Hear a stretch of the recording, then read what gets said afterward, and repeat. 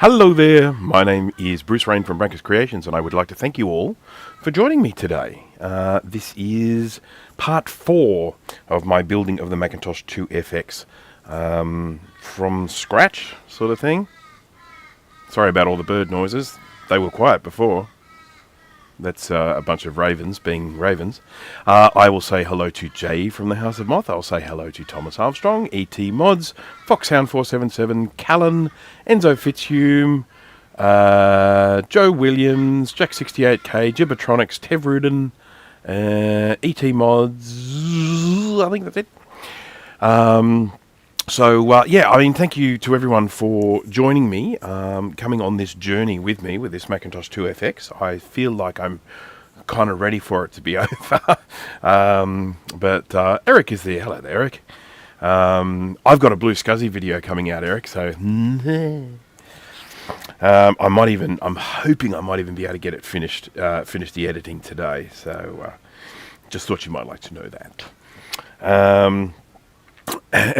So anyhow, I've been, sort of building this now for many hours. Today, what I hope to do, I've just got to finish the surface mount components, namely the capacitors, and then we're going to start stripping the through-hole stuff off another board. I'm not going to take everything off today. I'm not going to bother about the PDS slot. I'm not going to bother about the floppy connectors.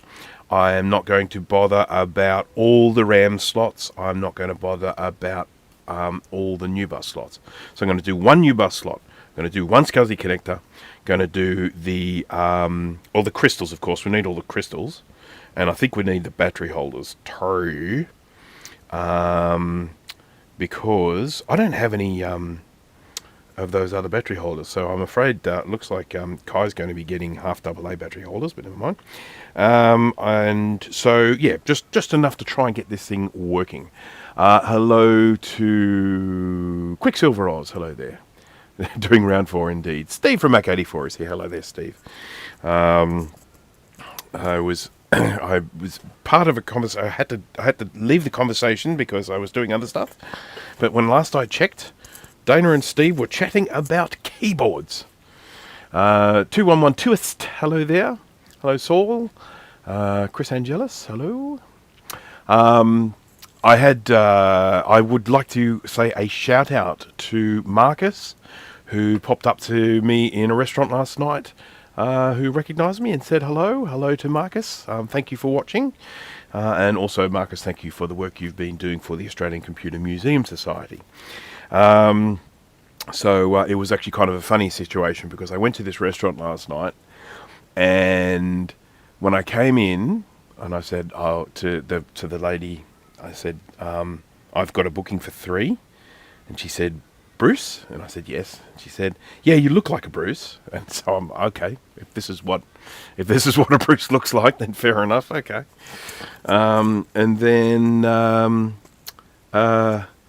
And then for the rest of the night, she proceeded to every time, because the way it's kind of like a beer hall sort of thing. So there's a bar up there, and every time you want a drink, you got to go up and get a drink. They bring the food to your table, but the drinks you got to go up and get. So I was up and down quite a bit, and every time I was getting up, if I walked past her, she was like, "Hi, Bruce." My name is obviously quite a novelty to her, but anyhow, I was sitting there eating my meal, and someone came up to me and said, "Are you Bruce?" And I thought, have someone painted my name on my back or something? Am I wearing my name is Bruce t-shirt or something like that? Because it's like weird. And then I said, yes. And he said, Brankers Creations? And I'm like, unrelated events. So anyhow, hello to Marcus. Thanks for saying hello. I am going to just jump across here to the top view so we can get a bit of a feel for... Oh my goodness, look at the focus. It's terrible. Oh my god. It's better. Got a couple of other things I want to mention very quickly. I am in the process of reviewing another multimeter. I'm going to just show this one to you. Oops. Oh, there's a moth. I think a pretty unwell moth. Hello. He's a goner. Sorry. Alright, so This is another multimeter here that I'm currently testing, and I'll probably test it a little bit today. And this one is another Kaiweets. As you can see, it is a Kaiweets HT118E. And one of the big differences between this one and the KM601 is that this one, number one, does not have a colour screen. Paul Biley, hello there. And Max Button is here, hello there. So this one doesn't have colour screen, and it doesn't have and it has the dial on the front rather than the push buttons.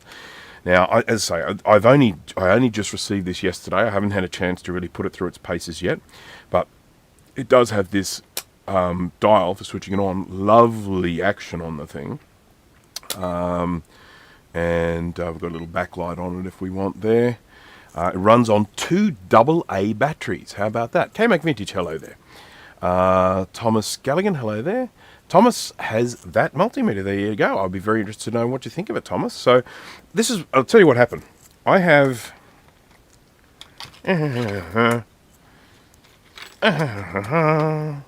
this.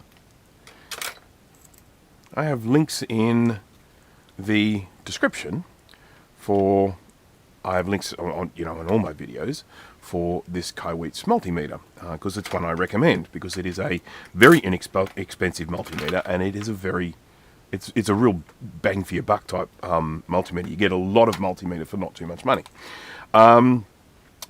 And I was having a look at my affiliate links, because I go in and have a look and see who has actually, see if anyone has actually used the link to buy a multimeter. And I saw someone had actually used the link to go to this, but then ended up buying this. And it intrigued me. I thought, okay, so this person has liked the Kaiweets multimeter enough to click on the link. But then when he got there, he said, oh, well, look, they've got some other ones. So I contacted Kaiweets and I said, oh, look, I think I'd like to test this one, because if someone has, bought this instead of the KM601, I would like to try it out. It is more expensive, okay? So that's one thing that I really should say right off the bat. This is a more expensive multimeter than the KM601. So this is obviously going to be for people who want to spend a little bit more money. When it comes to the bang for the buck, I still think the 601 is just an absolutely fantastic multimeter. But this one here, I thought, given the fact that it is 20,000 counts, I thought I would give this one a try. So I will probably end up using it a little bit today, because I think when we get, as we get rolling with this, I will need to use the multimeter for a couple of things. It's the rugged one. Interesting thing about it is, I'll show you it next to my Fluke. So this is my Fluke, and they're comparable sort of size. Okay, this one's a little bit bigger. This one, I think it's actually, so this one is a removable rugged case. You can actually take the multimeter out of this case. This one is lighter though. This one actually weighs less than the Fluke. And this rugged case is not removable, and it's still sort of bendy plastic, and give it protection, but it's not a removable one. But this one does have a stand on the back, which of course is one of the things that the 601 doesn't have. And one of the things that I really like about this, that they've brought across from the 601, or certainly one of the things that they had the same in the design. This one has these little, I'll show you. When you put it on a setting, whatever you want it to be, let's say I want to go test capacitance, you turn it on there, and it flashes here to show you which leads you should be putting in. Put the leads into there and there. If we go here for measuring current, we're going to those two there. If we're going to there, and then we've got there. So you've got these, you've got these different settings. Now this also has NCV, which is non-contact voltage, or Nissan commercial vehicles. Same as the 601, it has that. But this one has this little Duvalaki up the front here. And of course, the other thing I really like about this, because this is, as someone who is, I'm a strong advocate of accessibility. In other words, making it so that people who might have some form of disability can participate in things the same way that everyone else does. And this has a little light for continuity. So when I go here to continuity mode and I touch my things together, you can see we've got a little green light up the top.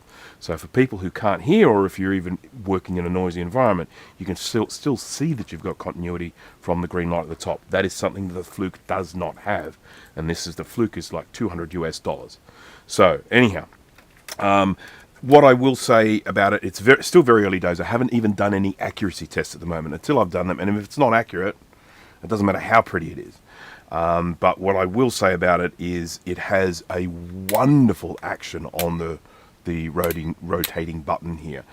It's a nice firm click, but it's easy enough to move that I can just turn it with my thumb without having to get out there and really turn the thing. So, rotary dial, nice, as you say. Carthel. Hello, Carthel. Anyhow, that's it. There will be a review coming of that. I've got 3 products here at the moment that I'm reviewing. One is this fume extractor, and we're definitely going to be giving this a really good workout today, because in a little while I'm going to be getting my little heated bed thing out, my board preheater thingy. I'm going to be bringing that out here, and I'm going to be removing components, and it is going to get smoky. 601, I find the audio too low. I have 2 of them in fly when I'm in there and do work there. Okay, cool. So this is the 601 flashes like that. Didn't notice it. I tested 120 with the wrong end. Yes. So so it is, as I say. I mean, the KM601 does have the little light on the top as well. The KM601 for me is still one of the best looking multimeters out there, and has got a lovely feel in the hand as well. But the 2 things, and in my review I did mention these 2 things. One, of course, is the button to change modes rather than a rotary dial, and the other is no stand. It has no stand. So I've 3D printed one, and I really should get around to sharing that on Thingiverse. So it probably just needs a little bit of refinement. It's a little bit hard to get off and on. So I might go in and remake it and get it up on Thingiverse for people who have 3D printers. So, oh god, I just got my microphone caught up in my glasses. That's weird. And of course the other thing, I'll just mention this to Steve, to Esteban. If you hold down the function button in this, and then you switch it on, it switches the auto power off. So it will stay on and it won't beep at you. So just letting you, because Steve, if you ever want to see Steve get rolled up, watch one of his live streams when his multimeter starts beeping at him. He gets he gets well wound up. Played with the blink ram yet? No, I have not. I have done so. I'll give you a quick rundown of what I'm doing at the moment. As I mentioned, first of all, I've got a few review videos that I'm doing. 3 products. I've got the multimeter, I've got the fume extractor, and I've got another thermal camera. Someone saw my other thermal camera videos and contacted me and said, "Could you please review ours as well?" And I'm like, "If you want, sure." The fact of the matter is my thermal camera review videos actually do really well. So I'm like, yeah, okay, I'll do another one. Well, for me that is. And then I've got 2 other videos on the go at the moment. Namely, I've got a video about building a mini emulated computer. And I've finished filming all the A-roll for that. And then I've just got to put some B-roll in there. I'm talking about 3D modeling. I'm talking about 3D printers. So I need footage of the printers and the modeling and stuff to go in there as well. And then the other one I'm doing is a Blue SCSI. And so what I've done is essentially I've made a video that's mostly done. I've just got to do the intro and the outro. It's almost complete. I've already showed it to Steve and House of Moth Jay. Jay's probably not watched it because I think he has 0 interest in that, and to Dana. And I've made a video that shows you to build a bootable Blue SCSI or Zulu SCSI, but a Blue SCSI disk image from scratch on a modern Mac using an emulator. So it shows you how to set up the emulator, how to create a disk image, how to install System 7 on it. I do the whole thing on a modern Mac. So you can even do this on Apple Silicon. Installing System 7 on it, and then copying software to it off the Macintosh Garden. And I go through that whole process, the best way to do it, the order in which to do things, to make sure that, there's a whole chicken and egg thing when it comes to installing stuff on Macs. You might download a file and it needs Stuffit to expand it.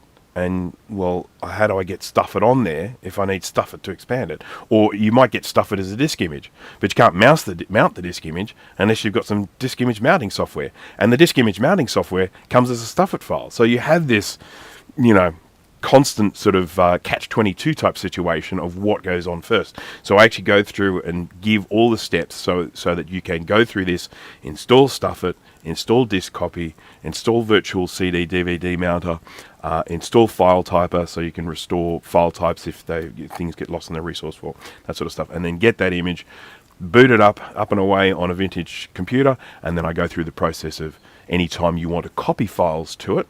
We've got the Blue SCSI transfer utility, which is fantastic, but if you're looking at putting large quantities of files transferred across to it, you might actually be a lot easier to just take the card out, pop it into a computer with an emulator, and then copy files across.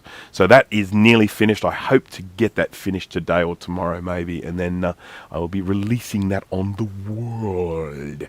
And I hope it is of use to someone out there. How would that method work on the evil Windows side? Now, technically, you can run Sheepshaver on Windows. You can run it on Linux as well. So there are a lot of steps that would be transferable.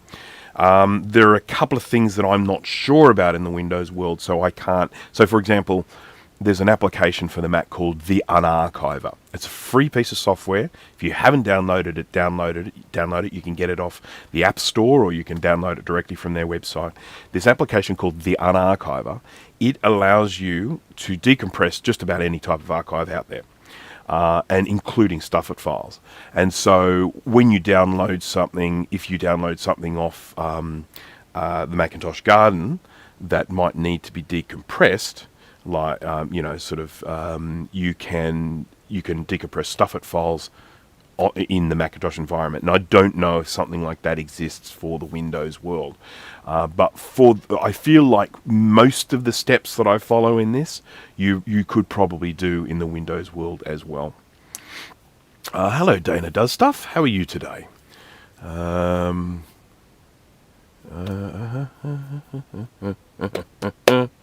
right, just checking the chat here. Speaking of chickens, here, let's just see. Let's have a look and we'll see if they're here. We got there's a big black one. That's the big black one there. So that one is that is a breed called an Australorp, and I'll tell you what, she lays some whopping great eggs. They're monstrous, and they got hard shells, so good calcium content, and they have a really thick albumin. So for those who aren't familiar with what's inside an egg, you've got the yolk, and then you've got the albumin, which is the white stuff. And when you get a very fresh egg, the albumin is really thick. It's really thick, and it's great for poaching. So if you like poached eggs, you can literally just crack the egg into the water, and it just holds together. It's like a little blob of, buffalo mozzarella cheese. It's just sort of holds together with the yolk in the middle, and then, cooks through, and you just end up with the absolute most perfect poached eggs. She lays great poaching eggs, I can tell you that. When the eggs then get a little bit older, the albumin gets a little bit more runny, and they're better for scrambled eggs or for frying the eggs or something like that. But yeah. Oh, hello, Colin. How are you today? So yeah, there's lots and lots of pigeons typically in here. 2 of the chickens are actually on the other side of this fence. I've already had visits from them today. They'll probably come back again because they'll be like, "Can you give us some more food, please?" Is that a cat? It's a bloody cat. Look at it. It's quite a pretty cat too, actually. Goodness gracious. The chickens are not a threat from cats at all. Foxes, yes. Cats, no. Chickens are too... Cats are very good at self-preservation, because cats are reliant on their physical ability for for food, so they actually scare quite easily. So when chickens, even small chickens, do the big old flappy thing and make lots of noise, cats just walk away and go, not worth the trouble.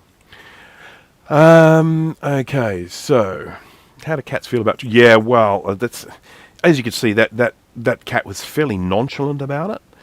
They're interested, but as I say, I think they're just like, no, this is too much hard work for food. But anyhow. Right, so I'm just going to change to the top view here so we can have a look at this board that I've been working on.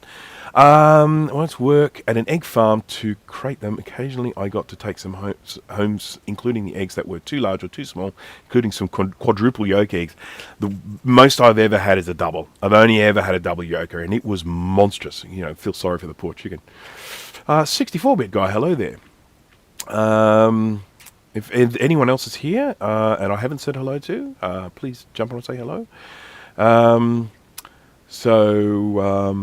I don't know if anyone has had a look at Sean from Action Retro's latest video where he was opening up a 21-inch iMac 2012, I think, iMac. I unfortunately haven't had a chance to finish it. I started, but I had to stop to come and do this. Started watching it, but... I have it on good authority. As I say, I haven't seen it, but I have it on good authority that when he put the screen back on at the end, it's about 1 millimeter off to the side. So, that guy, Chad, hello there. Retro Techie, hello there. All right, so I am in the process at the moment of putting capacitors on this. I'm doing my kind of normal thing of sticking tantalum capacitors on surface mount electrolytic pads. These ones are even more challenging. These pads are tiny. They're a lot smaller than the original ones would have been. In actual fact, the original 2FX has pads for both tantalum and electrolytic, but in this board's redo, it's only got the electrolytic pads. I am using tantalum for all but one of the capacitors. This one here. This is C1. And anyone who's ever seen the video of me with one of these blowing up and sort of blowing sparks in my face will know why I have actually done this as an electrolytic. So first of all, this here is a 47 microfarad, and the original was a 16 volt tantalum.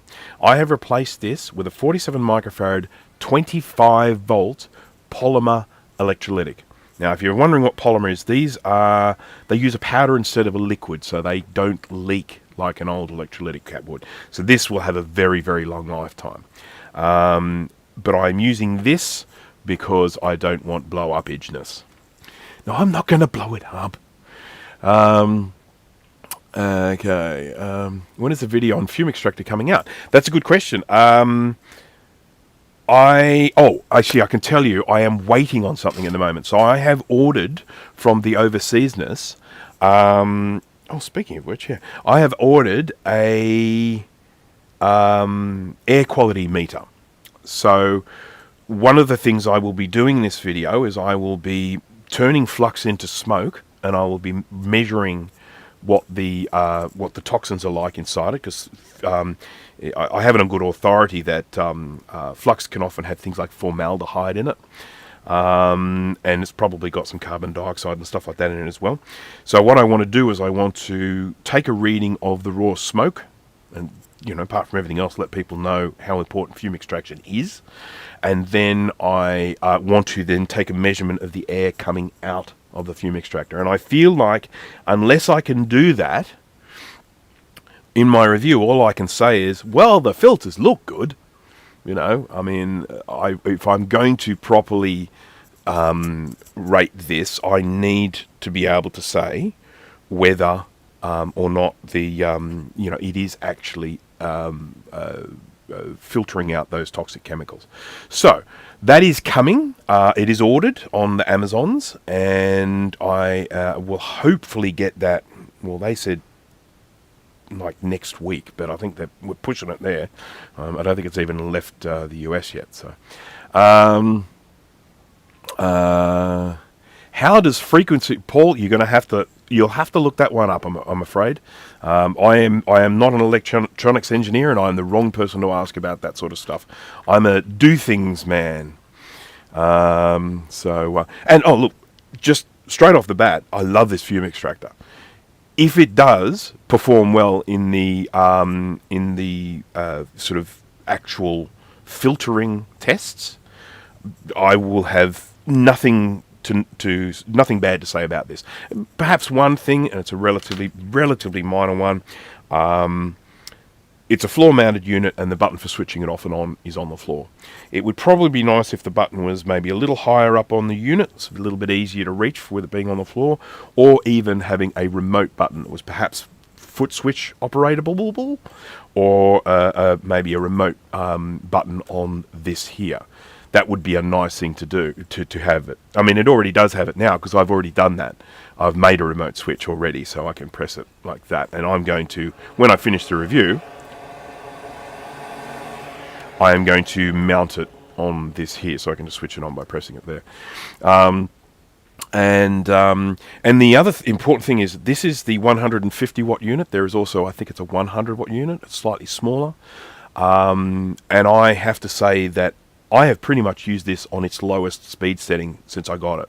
So the smaller one is probably going to be good enough for a lot of users. So anyhow, that's that. I keep saying so, don't I?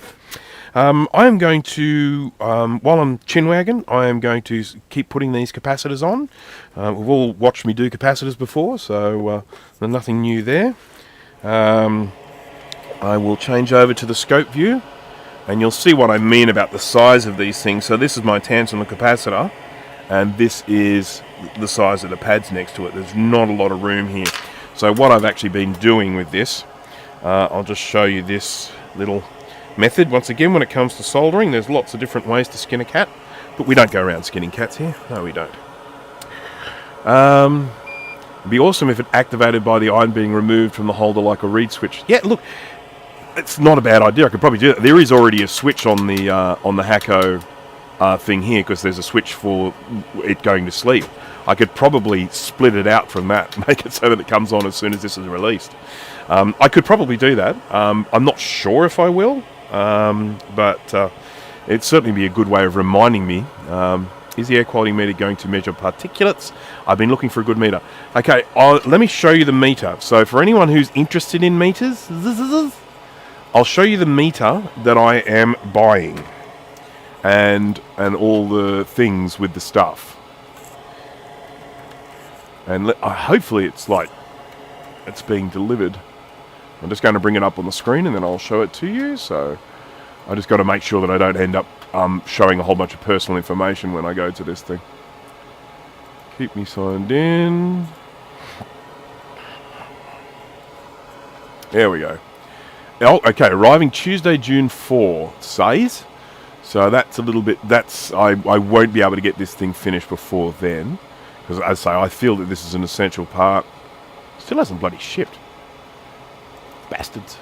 Alright, we'll see what happens. So let's go to this, and I will log out of Amazon, because I don't want you guys to see all of my personal information here. Sign out. Okay. Can I go to that?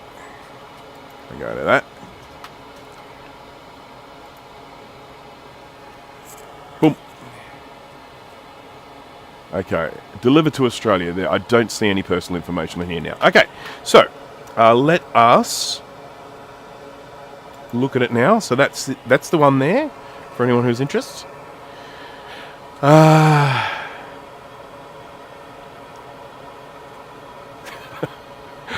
Cookies and muffins being thrown around by the looks of things. Dismiss. Okay, so this is the one that I'm getting. There are a few different models. They do show the difference between them in a little chart, which if I could just find the chart.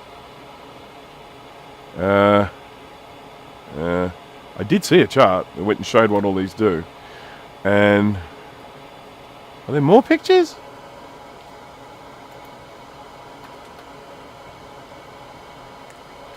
What's this? 8 videos. I don't want a video.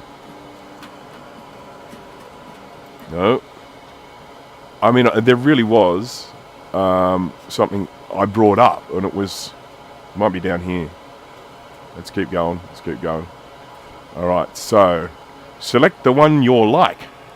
So there we got CO2, PM2.5, they're the particulates, aren't they? I think PM2.5, PM10, particle, temperature, humidity, HCHO, I assume, is that formaldehyde? Because I did want to choose one that had formaldehyde, because it is my understanding that flux does have formaldehyde in it when it's airborne, or when it smokes up.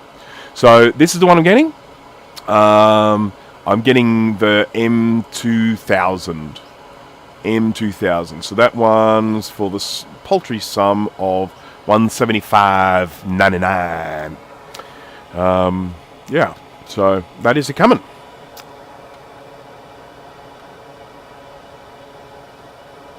There we go. The screen is avalanche proof. That is awesome. Because I need that, because we have quite a lot of avalanches here in Sydney. Video confirming it can take a 10-pound sledge without issue. Well, you know, in saying that, I've kind of, with this IIfx multimeter that I've got to review, I almost feel like I kind of do need to knock that around a little bit, because those sorts of multimeters are meant to be pretty rugged. And so I sort of feel like I should probably mistreat it, but I don't like doing that to things, because I'm actually quite careful with stuff like that. Alright, let's get some solder, and I'll show you the way that I'm going to put this on. I'm going to hold this with my tweezers. I'm going to get some solder on that, and then I'm going to slide it across. And that gives me a little bit of this peeking out the side there. And I'll be able to then solder that side. Where's the plus sign? Oh, it's there.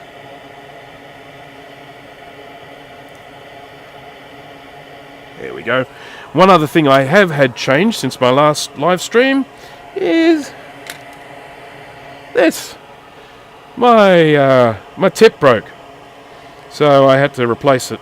I've got a new tip on this now. I always keep a spare, because they do break, especially with the amount I use them. And that. Okay. I've already done a few of these. There aren't many to go. There are 14 surface mount electrolytic caps or tantalums on the old 2FX. So it's a pretty big recapping job when it comes to doing them.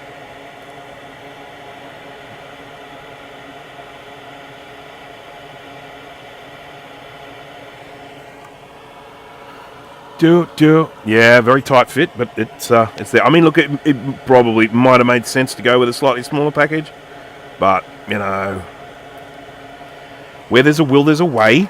I mean, when you consider what I had to do to get those bloody sound chips on, I say.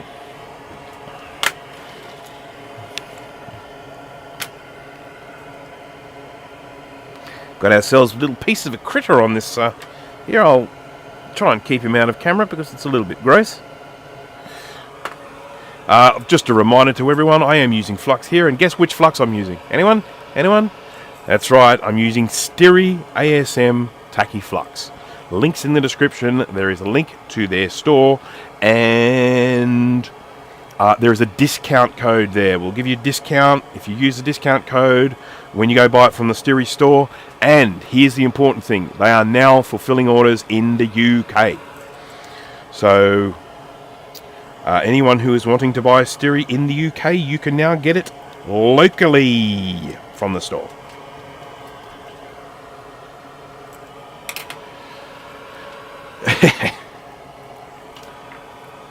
That is not how it goes, Dana. You're making up stuff. I hope the 2CI pads for many of them chips are good size. Well, one of the interesting things you got to remember about this is this board is a what was it? What do you call it? A sort of like a revision 1 board, and for that reason, a lot of stuff has since been changed. When he went and built it, when Bowl went and built this for the first time, he discovered all of the same things I'm discovering here and went back and refined the design. So my guess is that all of these problems that I'm having, if anyone were to actually get hold of the latest Gerbers for this, they're not going to encounter any of those problems. I am getting some of these made up, not yet, but soon. I'm going to be getting probably 5 of these made up. I'm going to have one for me, one for another person who's contacted me from Australia. Now, there is actually there's been mention of like Steve wants one and someone else wants one, but I'm not sure if that will be cost effective for it to go from China to Australia and then back to the US. We'll see that. We can cost it out. Yeah, there was a bug on that. You did see an actual bug on that board. That is what you saw. I said that. I said at the beginning. I said there's a critter on here. Just there. He's dead, but he's there. So I got a gift from Colin the other day, which is wonderful. I forgot to bring it down. I meant to bring it down, but Colin sent me an SE30 reloaded board, and it's already got a lot of the birdseed populated on the underside. So I am just going to be doing reloaded boards for the foreseeable future. I've got this 2FX that needs to be done. Then I'm going to be doing my own 2FX later on, but I probably won't live stream that because, you know, fair enough, people, fair enough. I've got a 2CI board here from Max, and then I've got the SE30 board from Colin. So I am just going to be, and I've got candidates for these. The 2CI, I've got a battery bombed board. I think I've got a few missing components from that, but I might be able to, I mean, I might still have some of them.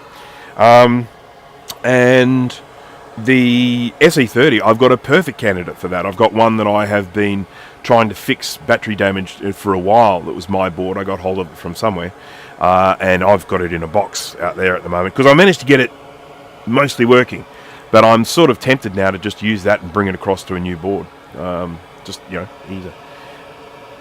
Yeah, well, okay, so how many reloaded boards are there now? There's the SE, the classic, SE30, 2CI, 2FX. The 2SI is being worked on at the moment. And there's probably more. And then, of course, there's the reproduction of the Tech Step as well, which is pretty amazing. LC 1 to 3. And the 475, crikey. Crikey. Didn't EEVblog do a capacitors charge on a Fluke years ago to explosively test the Cat 5 rating?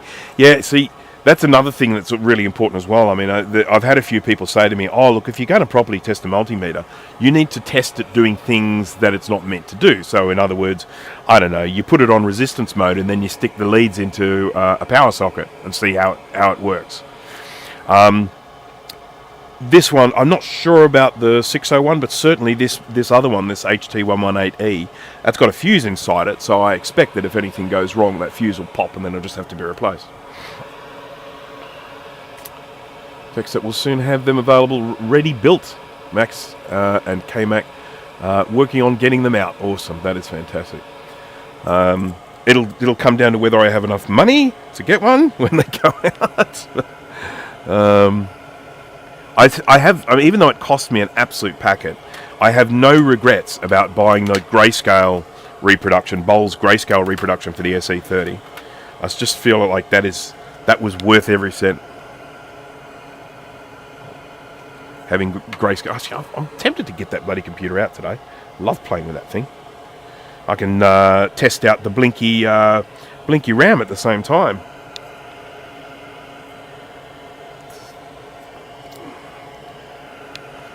Capacitor.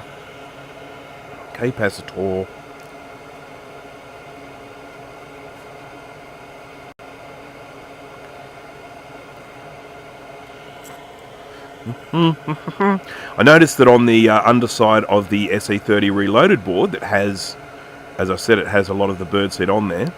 Doesn't have any of the inductors on there. It's got all the resistors and all the capacitors, but none of the inductors, which are the ones labelled with an L. That's one right there.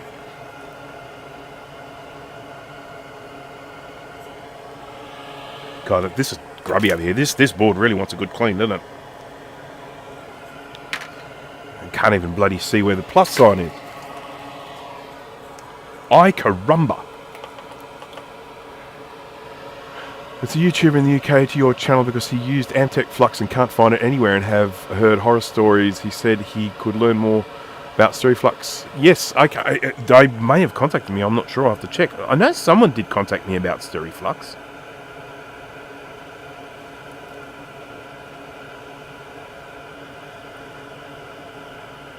Is it just me, or is there no bloody plus sign? Or is it just obscured by gunk? I don't see a plus sign.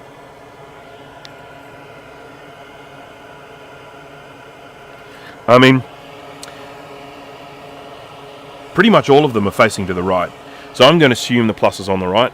And I suppose I can just do a little resistance test, because there might be one that goes to ground, so...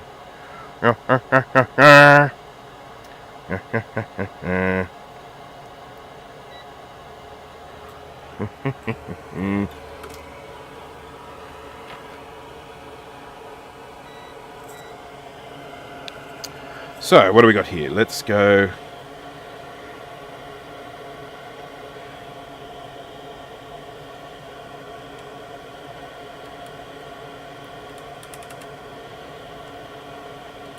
Yeah.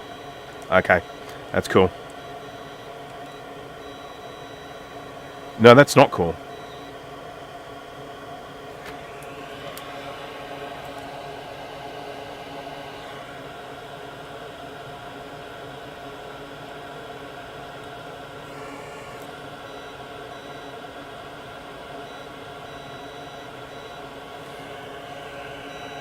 Okay, yeah, no, we're fine. We're good. So it is plus on the right-hand side. We're good, we're good, we're good. Just confusing my poor little brain today.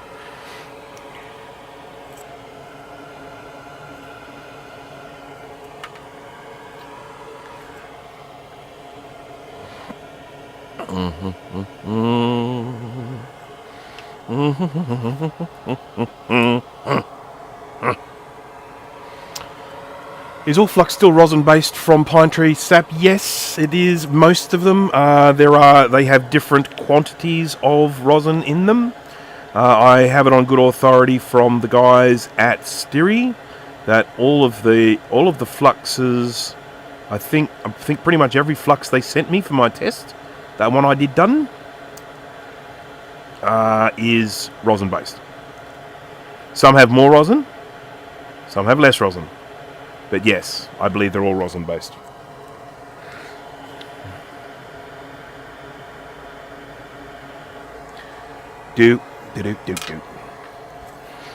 I was sort of saying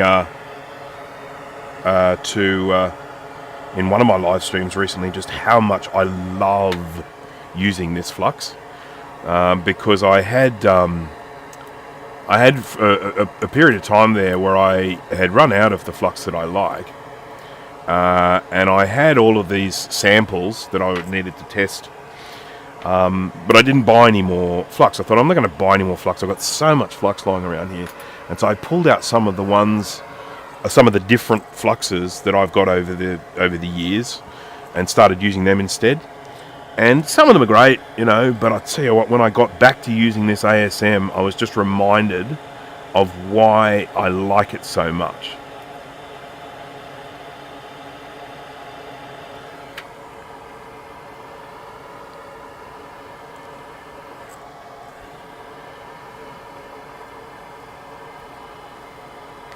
The new piece of... You to buy their own Pico, ATX and AC/DC converter from Amazon, links provide. So AC/DC converter is in like a bridge rectifier, or are you talking about something a little bit more complicated than that?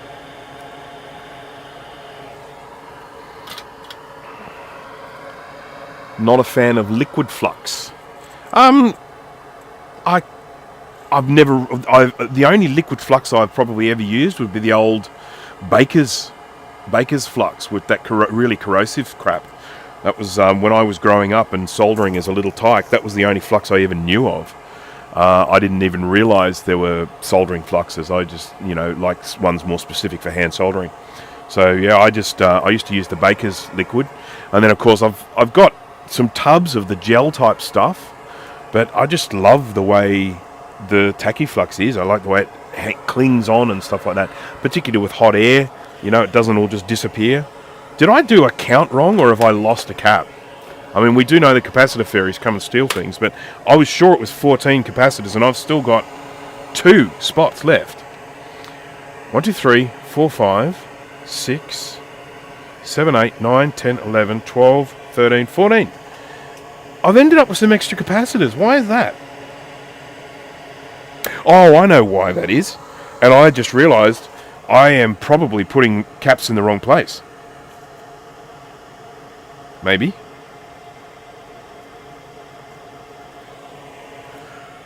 Maybe not. Okay, so this is the original board. We've got 1.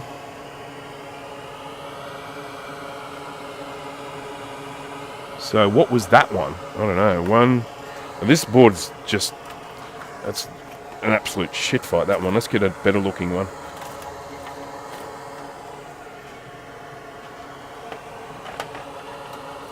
This is my one, by the way. This board. 1, 2... Okay.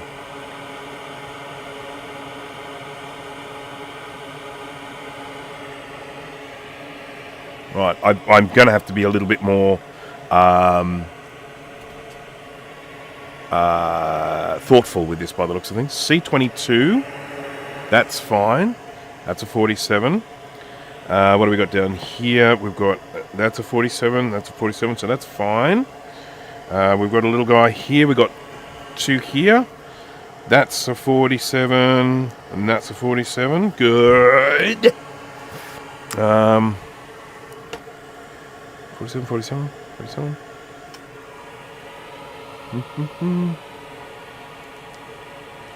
Jake Janos, is it Janoski? Hello there? Or is it Janoski? Jake Janoski? Hello there.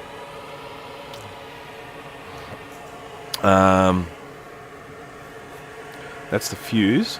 I hope I didn't stick a cap on the fuse. I mean, I'm just stupid enough to do that. No, I didn't. 47, 47. Okay, so this one here is not a 47. This one is... I will need my goggles for this.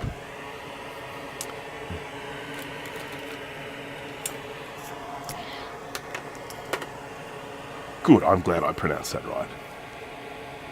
47... 16, yeah, okay. That's another 47, 16.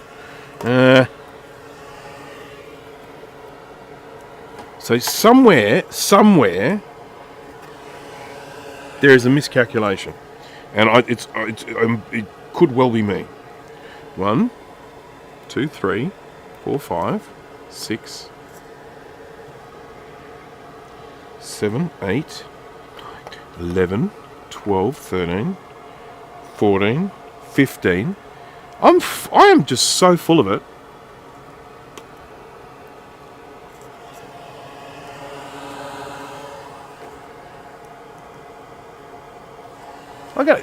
My recapping guide's not even bloody accurate.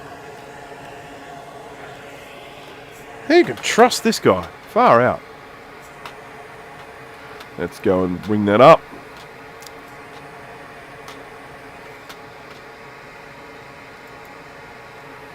So, what did I say? 1447s, and that is just so not true. Let's go have a look at the screen view. This is my recapping guide from Recapping Back.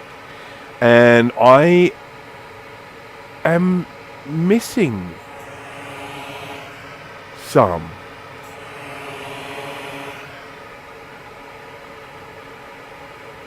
Okay, this is so weird.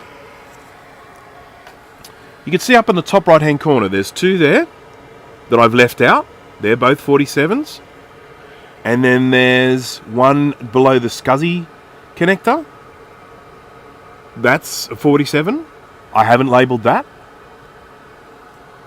I clearly need to redo my 2FX recapping guide, so look out for that. Yeah. Okay, so it's more like, instead of 14, it is more like 15, 16, it's more like 17. Alright.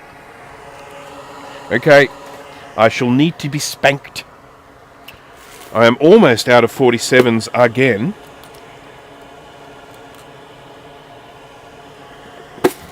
I certainly go through them, not surprisingly.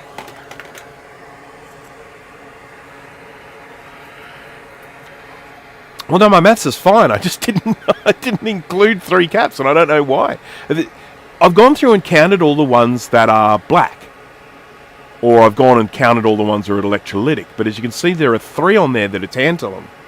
Now, of course, if you're looking to replace all of them, then you would want to replace those tantalum ones as well. Gosh, I tells you. I feel such a fool.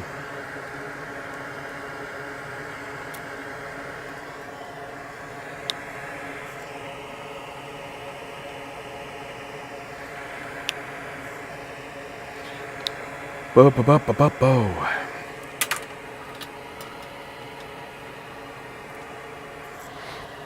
Oh, there's another video that I've got coming up, and it is a video on how to repair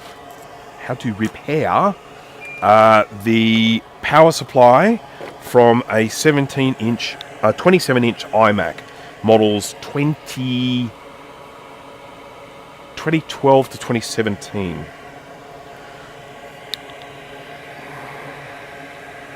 So anyone who is, who has one of those and maybe has a power supply that's gone all badness, you can buy replacement power supplies, but of course it is cheaper to repair rather than have all of that excess wastage when it's only like 3 components that fail on the thing.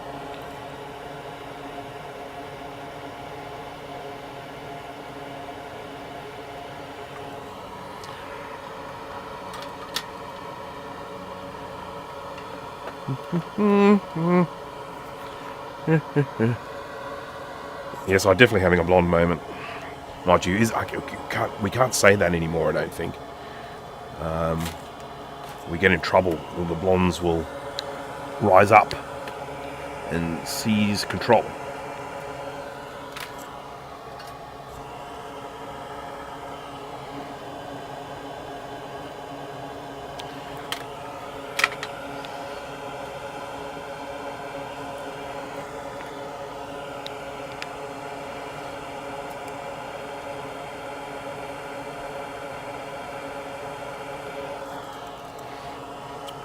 I'm having to contort myself into some weird positions here because of how large this board is. I can't really get to things that I want to get to.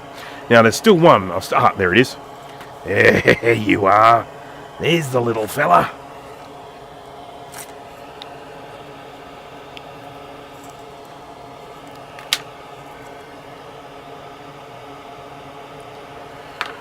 Ba-ba-ba-ba-ba.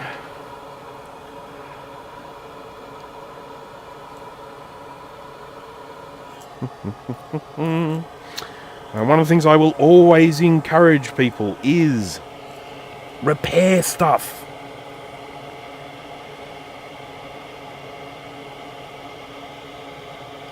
I know how easy it is sometimes to go, it's broken, I have to get a new one. But if you can keep things going as long as possible, that's where, a bit of soldering skills come in handy, and it's where 3D printers and modeling comes in handy because you can replace broken plastic parts and stuff. And there's another one.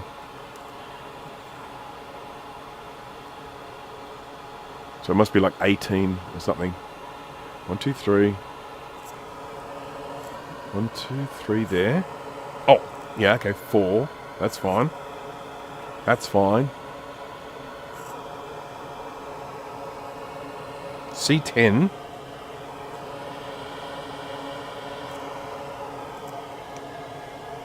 Did we do C21? C24, C27. So I've got a C10 up here. I think that's all. I think it's all. But there must be another one floating around here somewhere that I haven't counted.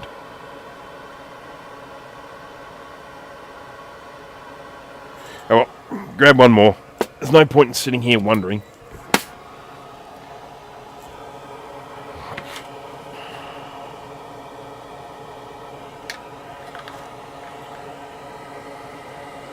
Beep, beep.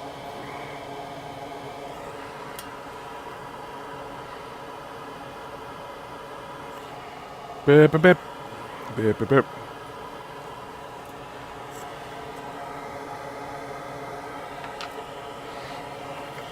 Colden, have you released a video lately? Your videos normally come up in my feed. I haven't seen one in a while.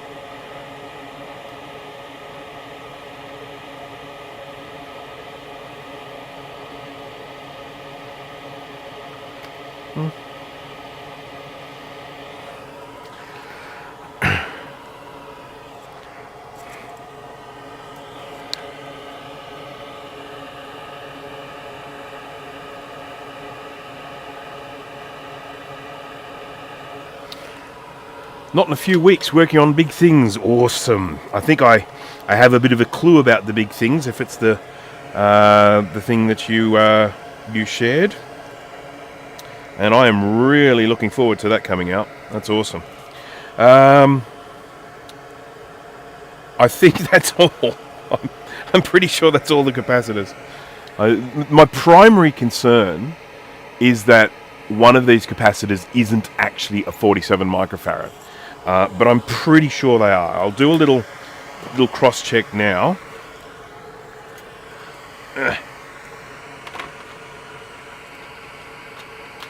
Go to top view. Right, so we've got 1, 2, 3, 4. There's another one. Oh no, that's right. These are the empty pads for. Okay, cool. 1, 2, 3, 4. 1, 2, 3, 4. 1.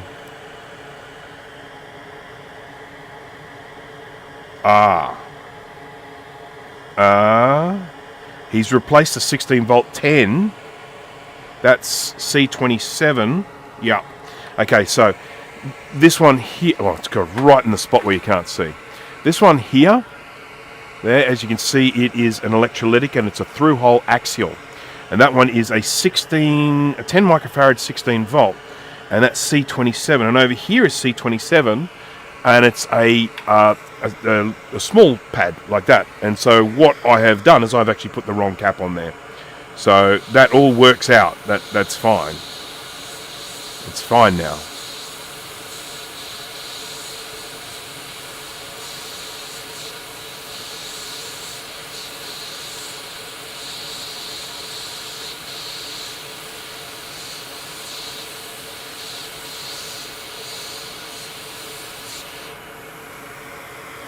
There we go. So I've got to stick a C27, I've got to stick a 10 microfarad 16 on there.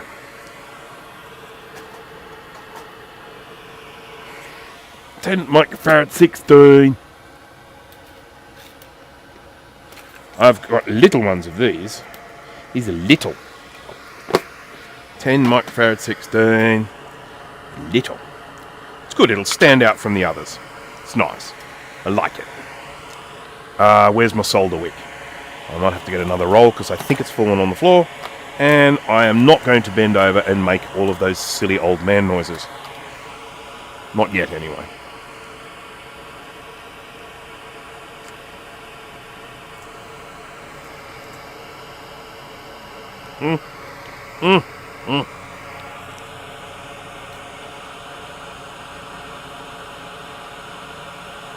Yeah. Rotte.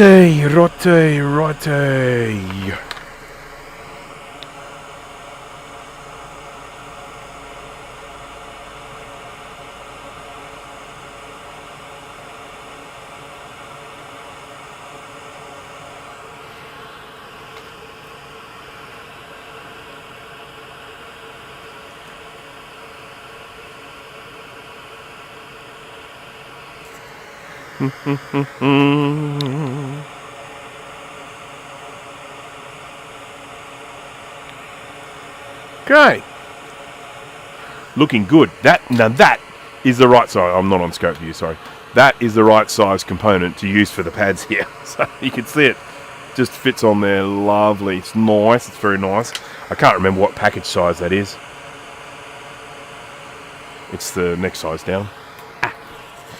Right, that is all of those surface mount components done. So what we have to do now is start getting some through-hole components on there. Now I have new ones of these. I don't need to take that off. I do need to take that off, but I'm not going to do that now because I don't need 2 SCSI ports just to test it. I only need 1, so I'll just put that one on there. I will need an ADB port if I intend to test a keyboard. I of course need a CPU. I of course need an FPU. Well, I don't actually of course need an FPU, but I will bring that across. I do need ROM there. I do need a new bus card because this has no internal video. I do need the power connector. So we're going to have to start getting some parts. So excuse me while I kiss the sky. I'm just going to go and get my preheaty thingamaboob. Oh, yep, there we go. Old weary bones. Oldish. Okay, now what are these? Are these? Ah, yes, these are all my crappy boards. Bye, crappy boards. I moved them temporarily. Okay. I haven't done a soldering kit in a while. I must do one of those soon. I enjoy doing those. They're good fun. I don't know if anyone likes watching them, but I like doing them. Let's move the good one out of the way, shall we? I don't want to wreck that. These ones we're going to be working on now, they're all a bit more don't care about them sort of situation. Here's the keyboards. Anyone done Newton MP100 or OMP lately? Replacing the 2 problem caps with electrolytics or tantalums. Steve might be the person you want to speak to about that. Steve, he's a good old Newton fan, and I know he's done some work on them. I don't know how well it's gone. I mean, I'm assuming he's successful with stuff, but I haven't followed it closely enough to know for sure. Alright, let's switch this little bastard on. So I've got this set on 350 degrees Celsius. More old man noises. Yeah. 47, package C are smaller. Bought many of the D in error, and they big. The C I like much more. Yeah, okay, so that's the C, and then there's the B. And so yeah, I mean, I basically just buy them based on you know, what I like working with for the size and whatnot. Okay. And one of the annoying things of this is, oh crap, you know what I haven't done? I've got to switch this off. I've jumped the gun here, people. You can't be going around jumping the gun when we are trying to be professional. That just makes me look silly. Now, here is the board where we're going to remove things from. Okay, so that's good. So I'm going to probably take this and this, and this, and oh, I wonder if Kai might want the fancy one with the clips. God, it's getting cold here. Don't like it. It's that time of year. I mean, I know it's Sydney cold and not other people cold. Charlie, hello there. Building second Macintosh shed. Well, because you've got to have more than one. Same hot plate that I got the next day. You did your video on it. How about that? Send me an email. Maybe I can find the details of what I use here. I told you. Told you, Steve. That's the person.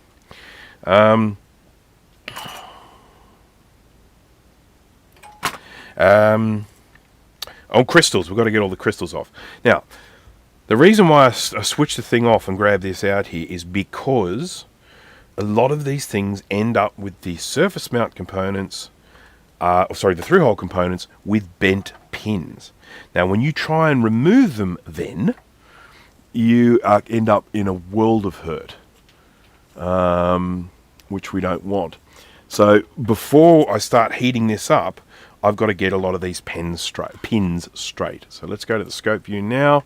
Let's twiddle our knobs, and we'll look at these. See these? Look at them. Look at them. Bent pins.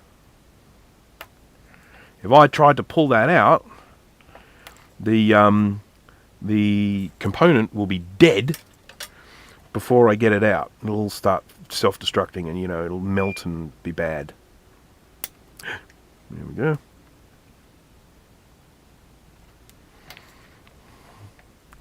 See, look at this. Who did this? They should be shot. Bending a pin like that.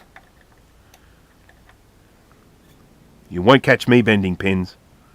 No, sir. It's mean. It's against the soldering rework code. God, this is aggressive, this one.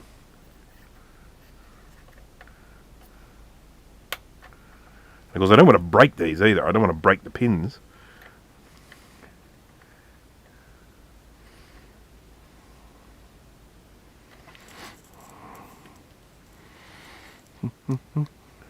Oops.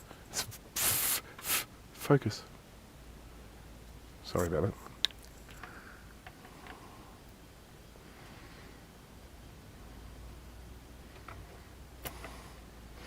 Right, so we want to be able to make sure that each of those pins is just going to go straight through without being blocked or impaired or whatever. Let's have a look at this. Have any bent pins? No, sockets look like they're going to come straight out, so that's nice. That's a good thing. What about down one? Yeah, good, thank you. Oh, I've got a couple of bendies here. Let's just bend those back. Barely jack. Oh, come on. It's different over here. It's different. It's not the same. It's not the same. Come on. I tell you, the minute it gets down below 15 degrees C, heater comes on. Bang. Okay, let's look at... hey, I'm doing it, Dana. I'm doing that let's thing. I'm doing the we stuff. Is that okay because I'm on a live stream? Even though it's only me doing it? I get in trouble from Dana when I say we in my videos. Today we're going to be looking at... I did it a lot in my old videos.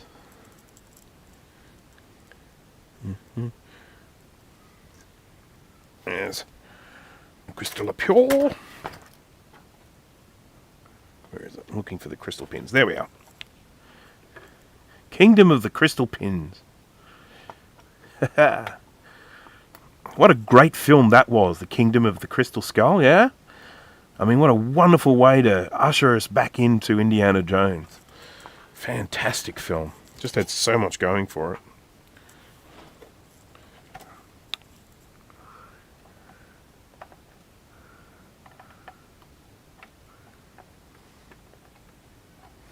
It's like that 2016 Ghostbusters movie. What a fantastic film that was.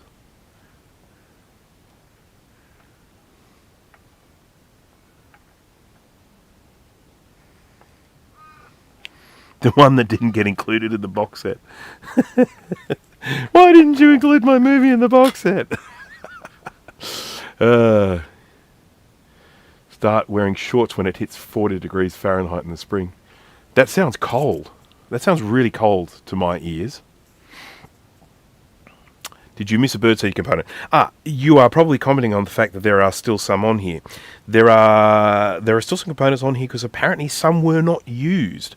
I spoke to Bowl about that, and he said that there was something, I can't remember, he gave the name of it. I'd need to look it up because I don't remember that sort of stuff.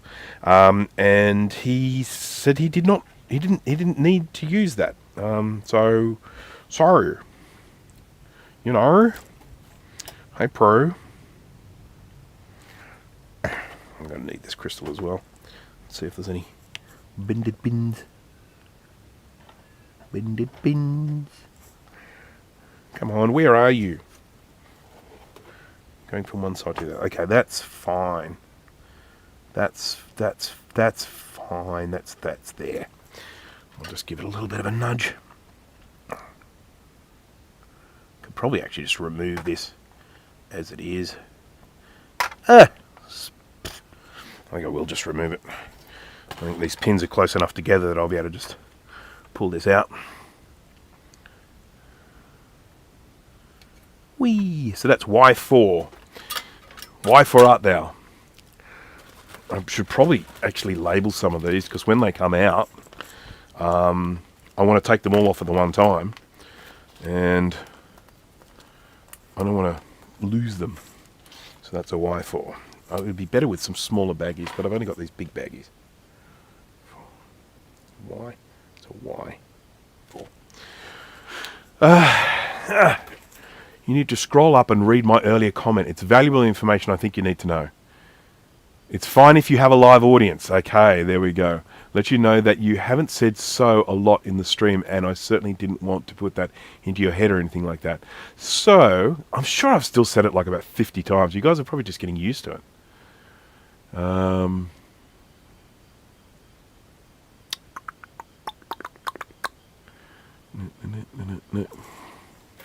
Has anyone seen the new Indiana Jones movie and the new Ghostbusters movie, Frozen Empire? So the new Indiana Jones movie, which was... Are you talking about the one... Oh, crap, what was it called? I can't remember. The Dial of Destiny, is that the one? I haven't seen the Ghostbusters one. It is on my to-watch list.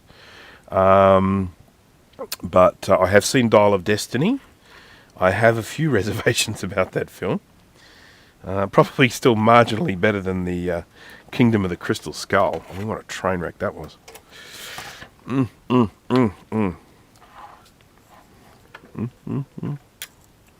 I am getting a visit from a chicken.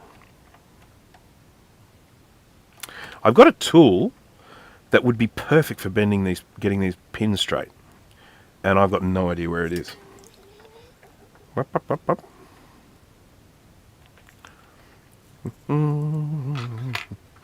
So,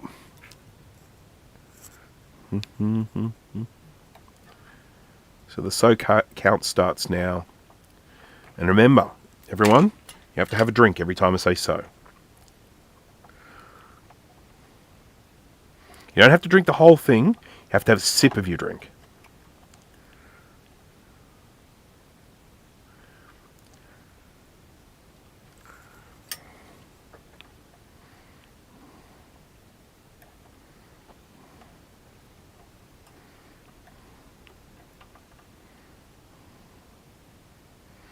There we go. These are actually remarkably difficult to remove, these choke thingies, because they suck up all the heat. They're really good heat thingy madoodles, and so yeah, they suck it all up. Now I need an ADB port. There's one. Yep. I don't bother with a serial port just yet, but I would like to be able to do a keyboard. Okay, no bent pins, that's good. Okay, the Frozen Empire was alright. I thought not as good as Afterlife. Thermal mass, that's the word. Thank you.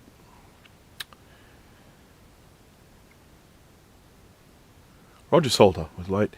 Enjoying a drink with friends. That's fair enough. That's a good thing to be doing. Enjoying a drink with friends. No one's going to argue about that.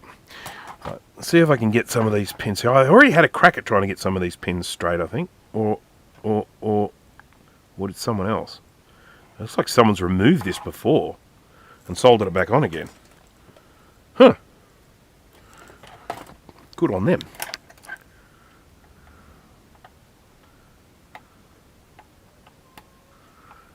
So for anyone who is just joining, what I'm doing at the moment is straightening these pins. I'm going to be heating this board up to then remove these components, and if they have bent pins, that makes the removal of them very, very difficult, and more importantly, you end up damaging them. Doesn't matter what I do to this board can be scraped, scratched, traces bent, you know, the whole works, because this board is rubbish. It's only the components on the board that I'm interested in. Or as Americans would say, it's trash. It's trash. We would say rubbish or garbage. That's what we would say.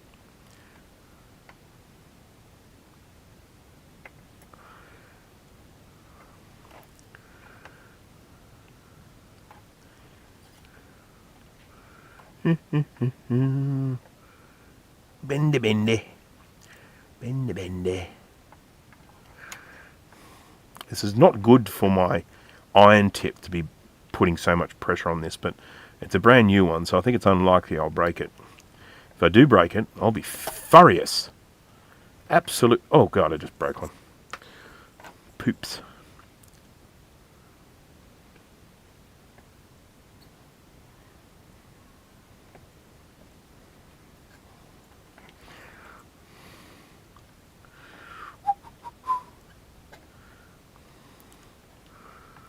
He-Man and the Masters of the Universe.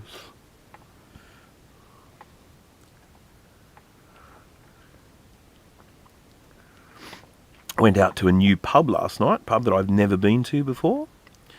And it was pretty flash. Pretty flash, I tell you. I was pretty... Oh, busting another one. I blame the person who bent the pins. It's their fault.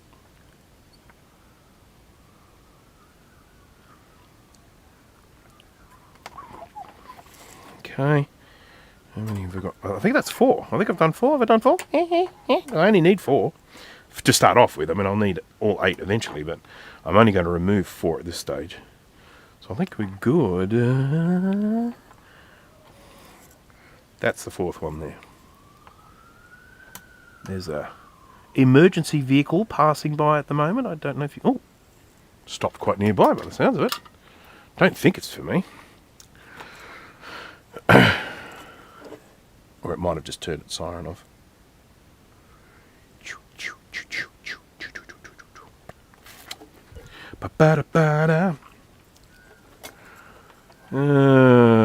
Afterlife. That was the one with the things, wasn't it? Afterlife, yeah. Look, the only criticism I had of Afterlife was the young girl. She was just a little bit too know-it-all for me in that. I like it when characters have some development, and another broken one. I felt like she didn't have much in the way of character development in that film. I sort of felt like she started off a smarty pants and ended a smarty pants. I think the kid, the male character, he did go on a journey in that. He did go through some character development during that film. So yeah. But, I'm a pretty harsh critic, a bit of a bastard. Right. I'm going to get bags all ready to go for these.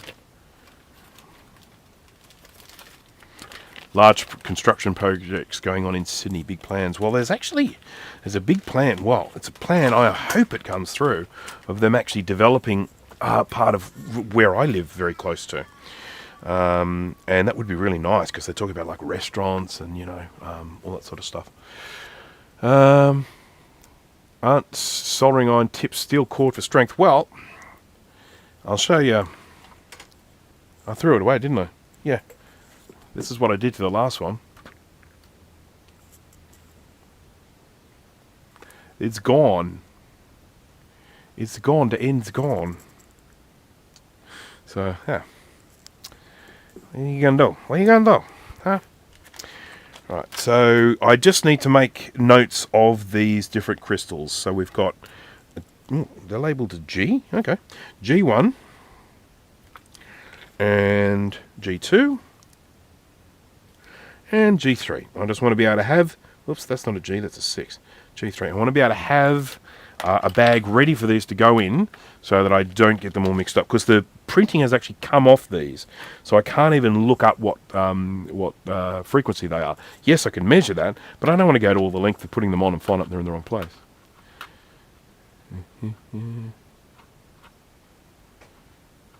Subway tunnels. Oh, okay. Yeah, because they're building...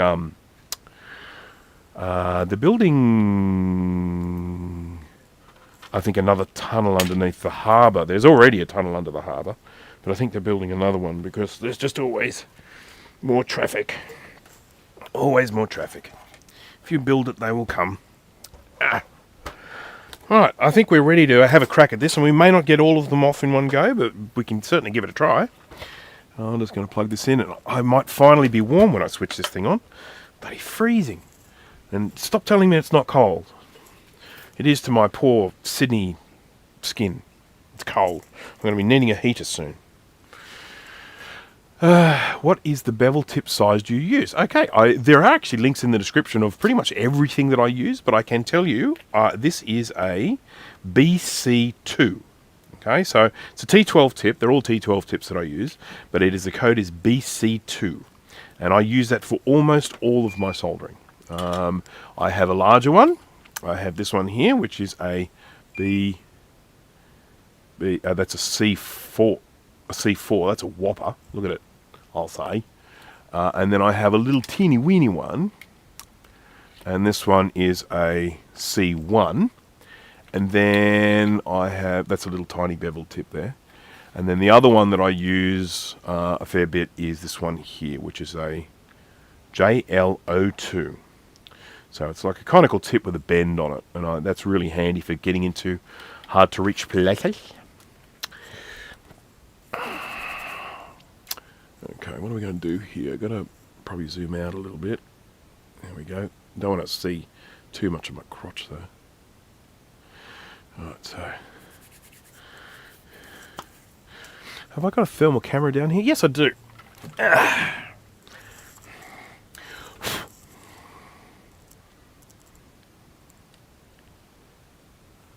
Come and warm up, I'm cold.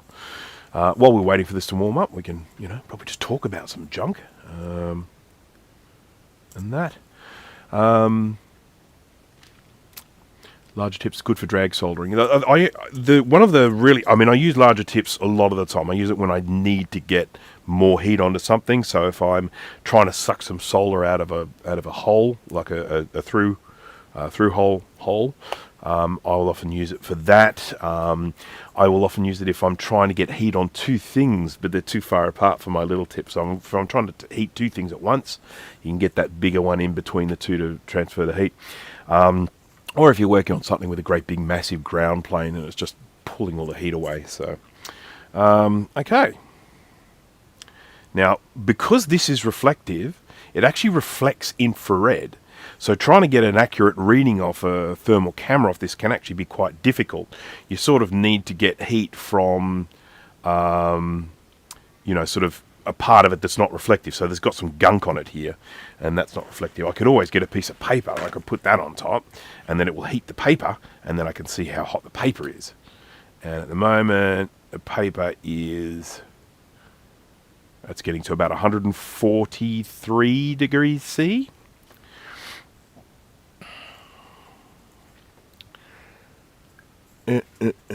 16 degrees C is bloody cold. It is cold.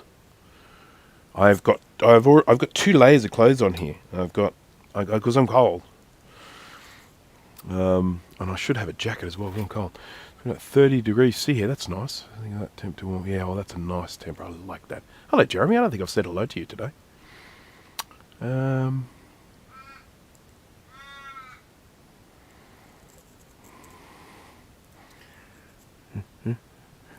Like the Arctic to us Aussies, yes.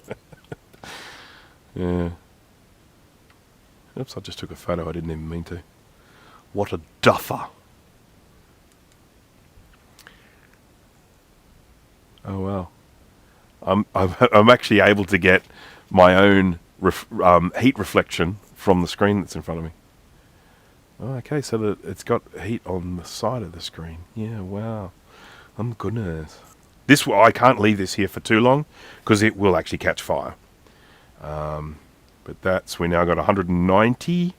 Technically, we're at a temperature now where solder does melt, but only just. We've also got to get the heat running through all the board. The board's going to suck a lot of that heat away, so that's why I have this set at quite a high temp. So if I were to put this bit of solder on here now, let's see if it would. There we go. Just turn into a ball. You can't see it, but it just turned into a ball just there, and it's smoking up a little bit. Off.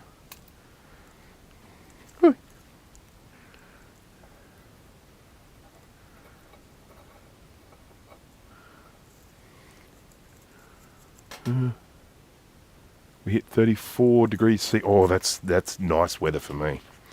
That's I like that sort of anything, anything in the sort of low to mid 30s. That's a happy chappy. It's going to be a while before we're at that temperature again, though. Here, because it's what do you call this thing? We're in autumn, and yeah, and then we've got winter after that. That sucks. I'm recording video. Why am I recording video? I keep pressing the button for some reason, like I feel like I need to do that, but you don't. Yeah, it's just starting to discolour here now, and smoke a little bit. Be good for the fume extractor, eh? Hey, hey. Let me just see if I can get this into a good position here.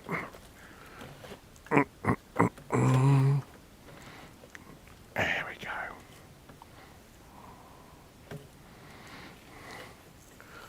Oh. Whew.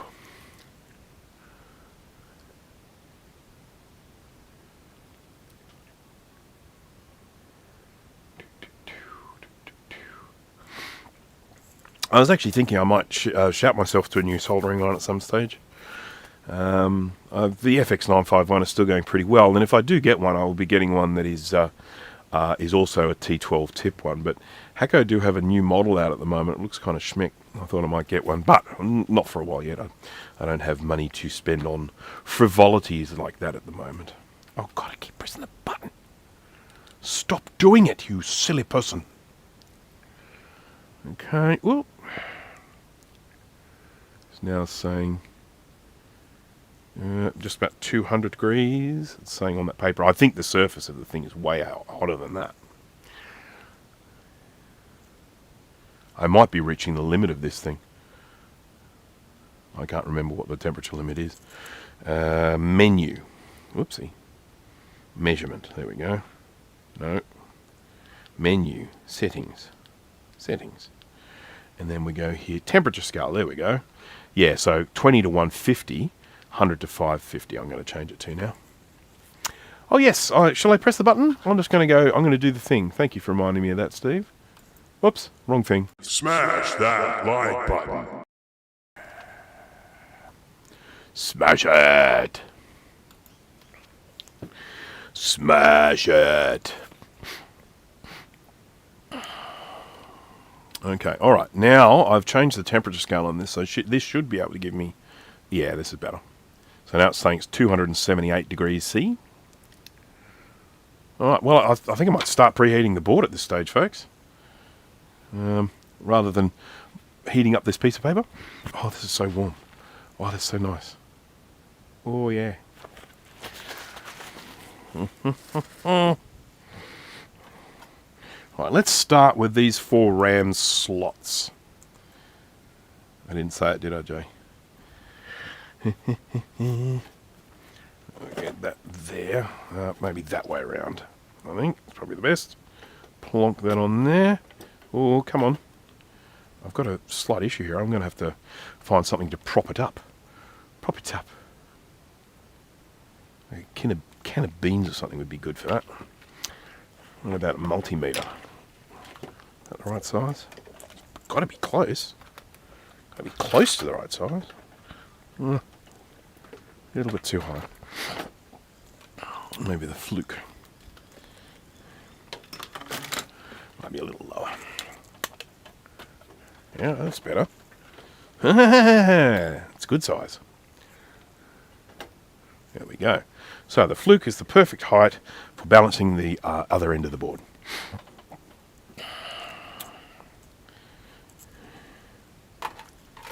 Just good tip for anyone who's in the same situation, because I realise you guys are all doing this at home as well. You want to play along at home.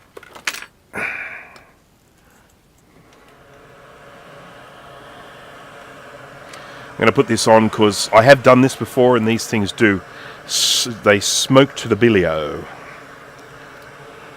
Oh.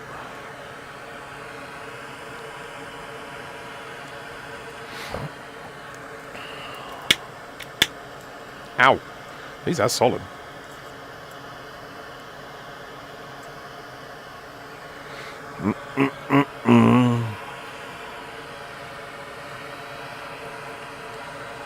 Oh, did anyone see Colin Mister's video of his restoration of a of one of those developer kit early Apple Silicon machines, where he basically got hold of a whole bunch of them that had been damaged, deliberately damaged because they didn't want them to fall into the wrong hands.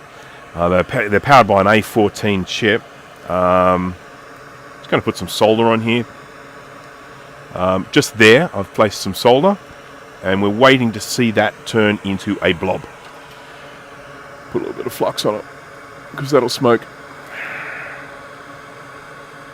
Yeah, and so they were powered by an A14 out of an iPad, and they'd sort of damaged them, they'd cut them, and they'd taken the NAND storage off them.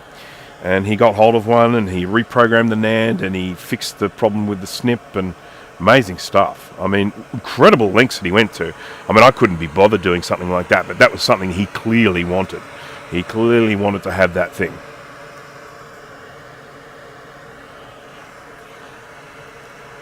What do we got? 144. So we're still not warm enough yet. Not warm enough to be getting solder, but we are starting to get warm enough for a little bit of smoke. I don't know if you can see that, but there's a bit of flux there, and that is starting to smoke up.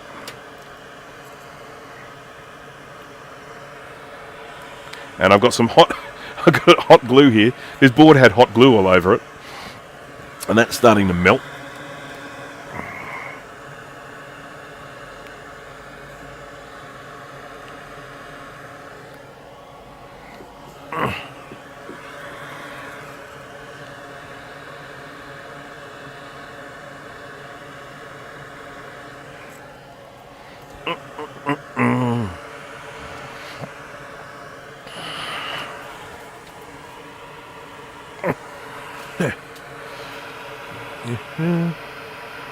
What's the canned component below the RAM crystal oscillator? That one there? That is indeed a crystal oscillator, and it is a 15.6672 megahertz. And that's going to be coming off as well. He is G1. I have a bag for him here, but he's not ready to come off yet. As you can see, this solder still hasn't melted, so I'm not expecting any of this stuff to melt yet either. The big trick we have with a lot of these components is that there's plastic everywhere. So we need to get these hot enough to melt the solder, but not so hot that it then works its way right through the board and starts melting the plastic. Ugh. Sorry, I've got a bit of a sore back at the moment. That's why I'm wiggling and squirming at the moment.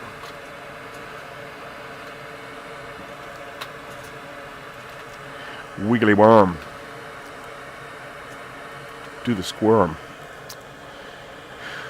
Okay, so just keeping an eye on this. This first time, of course, this is going to be the slowest part, but this will get quicker and easier, and we'll be able to hopefully get this one off as well. So if we can get these four off, that off, and then we'll move it around, get the other stuff off. But this very first heat, this is the one that's going to take the longest.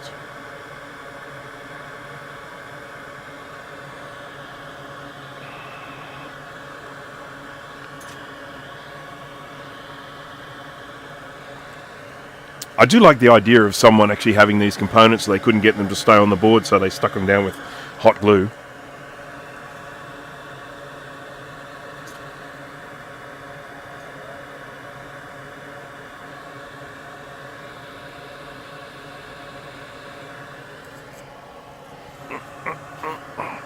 I mean, hot glue is good stuff, but, you know. 345. So this, the heated bed is nearly at its target temperature. We've just got to wait for it to get through to the other side of this board. At the moment I'm measuring about 160, so we're still not there yet. We're, you know, this solder has a melting point, I think, of about 180, something like that.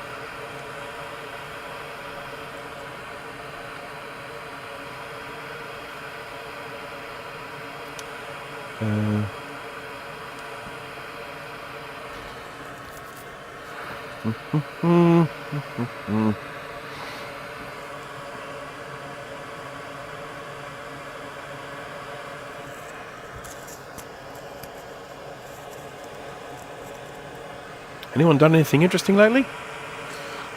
Anyone? Anyone?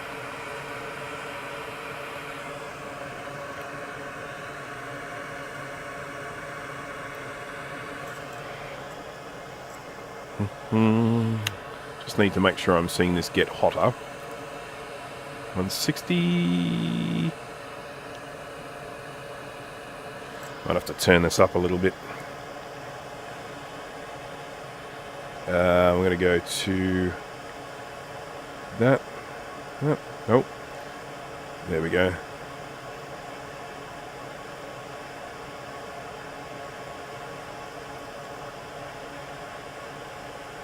There we go.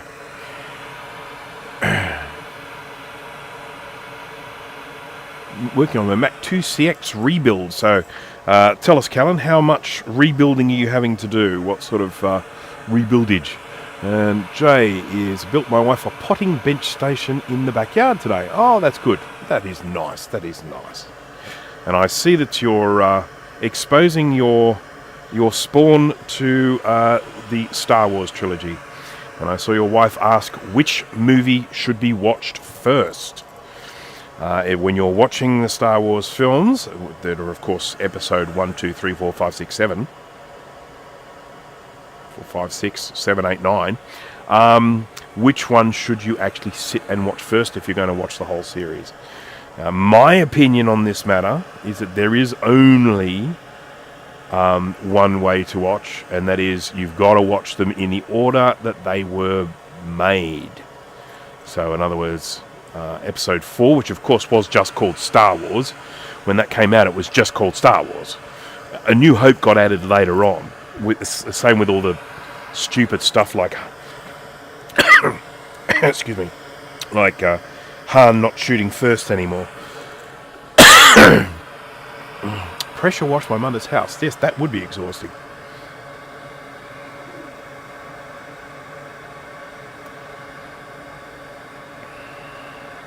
Getting some smoke from the flux here, but it's still not hot enough to melt the solder. I mean, nothing here. I mean, even like this capacitor here, I can't even lift that off. So we're definitely not melting solder yet. I mean, I suspect some of this heat is being lost because the board is bending and the board's actually flexing.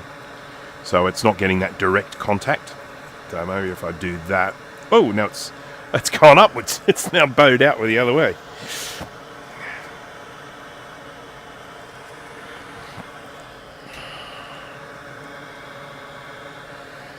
I'm going to have to try and get this a little bit flatter. Need something to shove in here. There you go.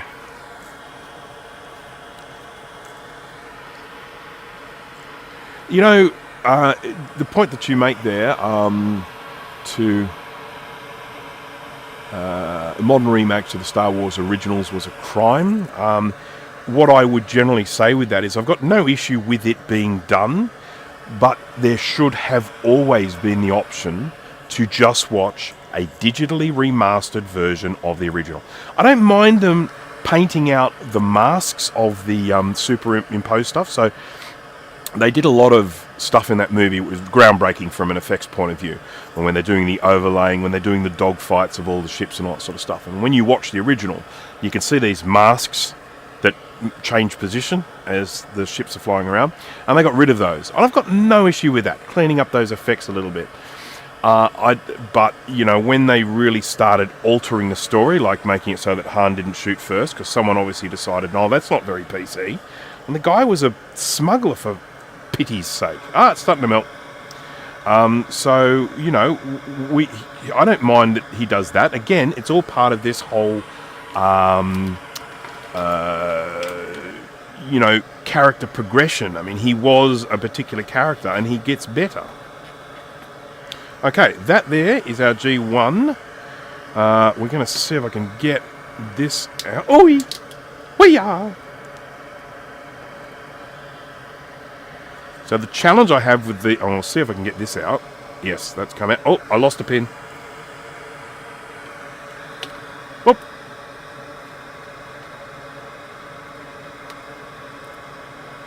That's still salvageable. We're okay. It's all guaranteed, folks. It's all guaranteed.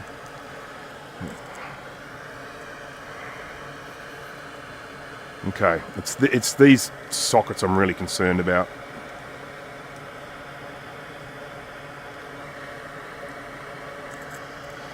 I probably should start turning this down now. What do you reckon? Whee!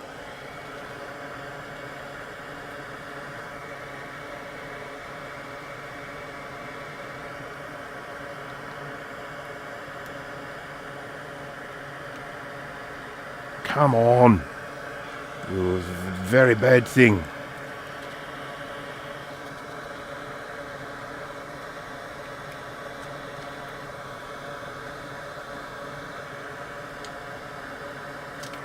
Whee! It's making lots of cracky noises and stuff.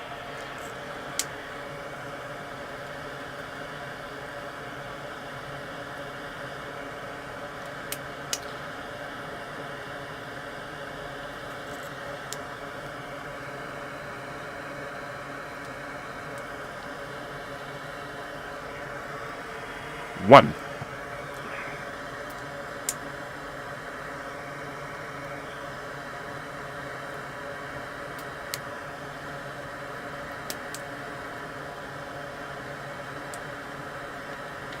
Two.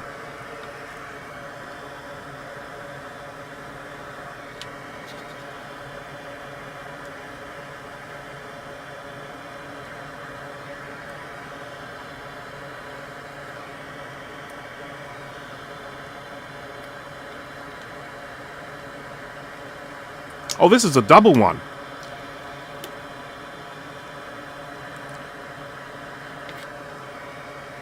Three, four. Right. Switch them off for a bit. Gonna get some serious fume extraction on here because this stinks. Right, so this one is G1. So he can go in here. And now we have got to get stuff from this end here. So now, what we did end up happening, I lost one of my pins to this socket. But I do believe we'll be able to just pop that straight back in. I don't think that is detrimental to our situation at all. It goes this away.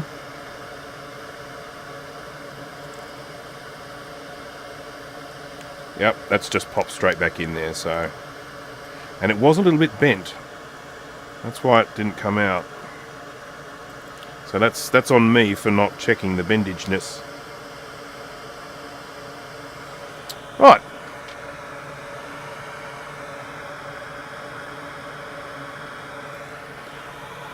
There, the layers are definitely separating. Thankfully, I don't need to keep this board. Would flux help? Yeah, you know what? It probably would. It probably would. Right, now we've got to move across to here. Oh, and I've got all this smoke coming at me now. I might have to crank this up a notch.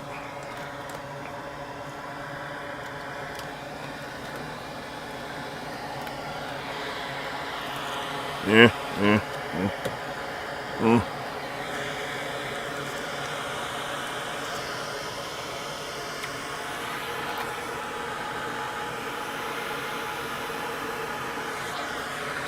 Okay, so what we need to get off now, is this guy and this guy and this guy.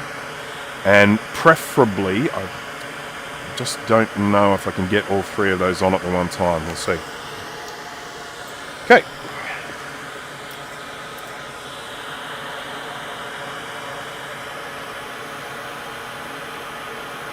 IIfx. That other socket not needed. Well, so yes, it is, and I may end up taking it off. But I don't need 4. I don't need more than 4 just for an initial test. But I probably will take it off anyway.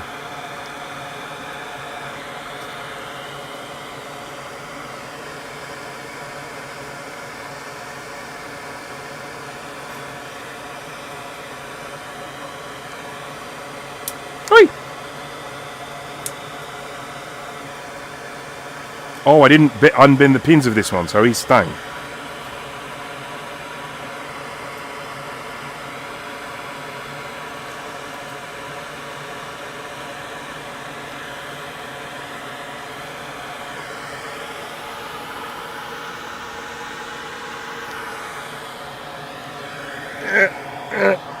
I don't like the crackles. They scare me.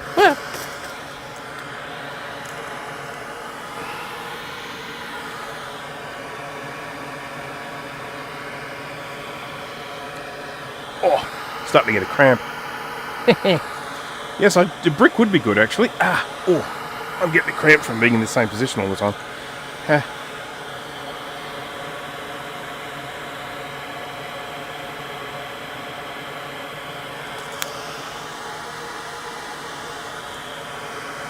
Oh, look at all this bubbling. It's definitely hot there.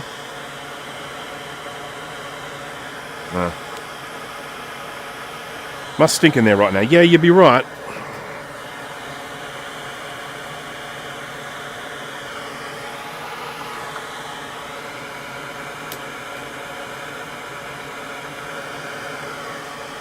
This thing here, just gross. You certainly would not want to be doing this without some fume extractor.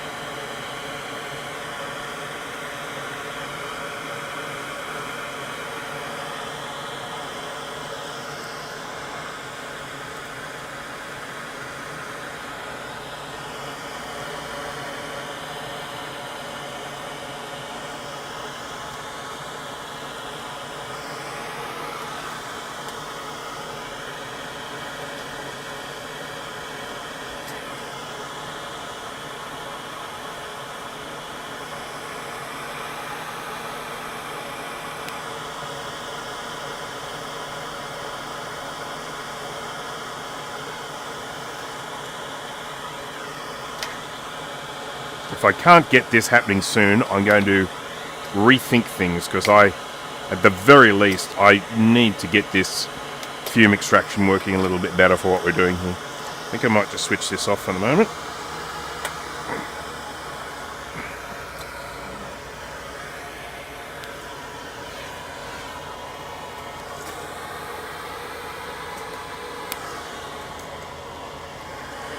That's not very nice.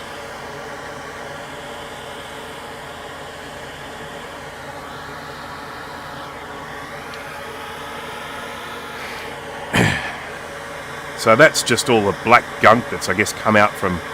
You can actually see little traces, the lines of traces here. So I've never actually done what I'm doing here with a board this big, and that I think is the biggest challenge that I have, is that it's just really, really difficult with it being so big. Ow! Actually, that wasn't hot. I convinced myself into thinking it was hot. I wonder... Thoughts, people, thoughts. What if I were to cut this board up so that I can put smaller pieces on here for removal? I mean, snap it in off, you know. What are people's thoughts about that?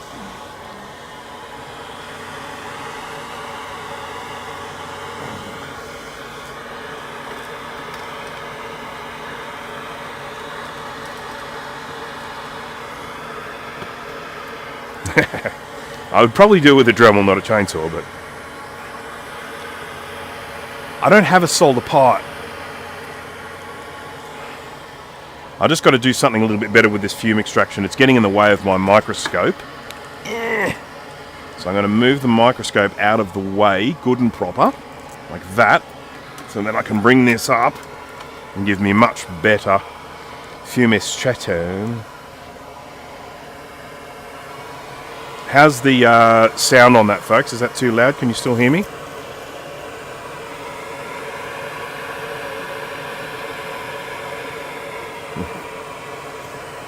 I mean, I did check with Kai. I said, look, can this board be damaged? And he said, yeah, it's fine.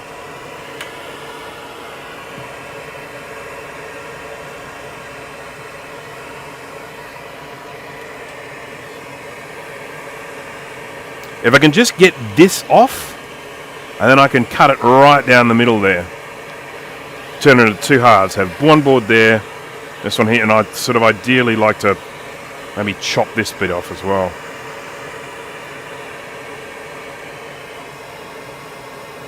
It's fun though, isn't it? Add a layer of tinfoil to that cooker. Cleaning that gunk will take forever. Yeah, I think that gunk's there for good now.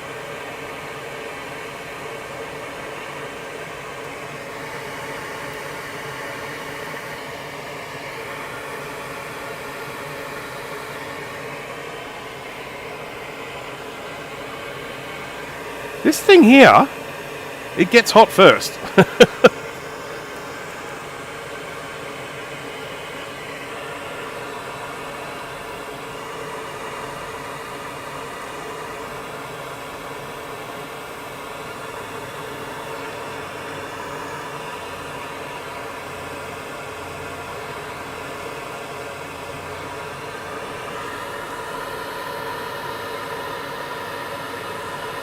Yeah, I do have a wire brush, so I should be able to do that. I've got all the stuff from the welding, because I do some welding.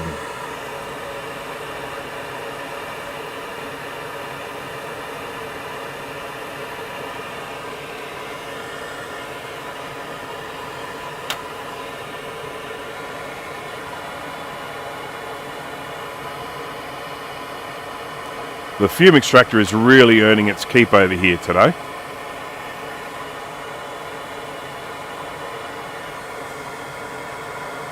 Oh, it's coming.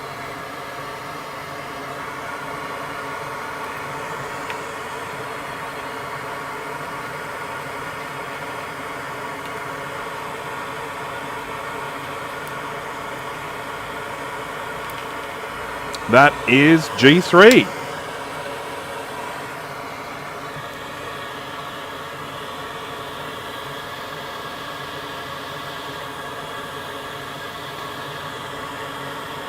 And that is a Rome slow. And then if I can just get this little chappy off.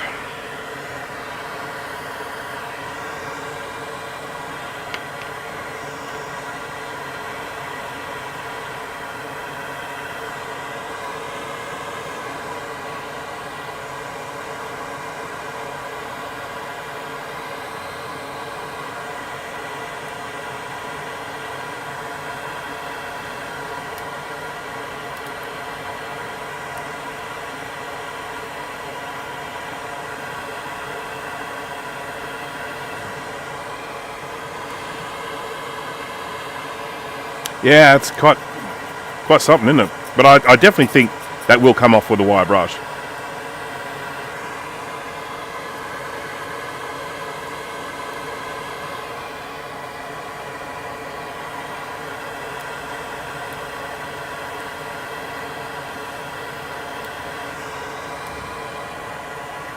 I probably should have fluxed the underside of this, maybe. And I suppose I could put some flux. It would fall through.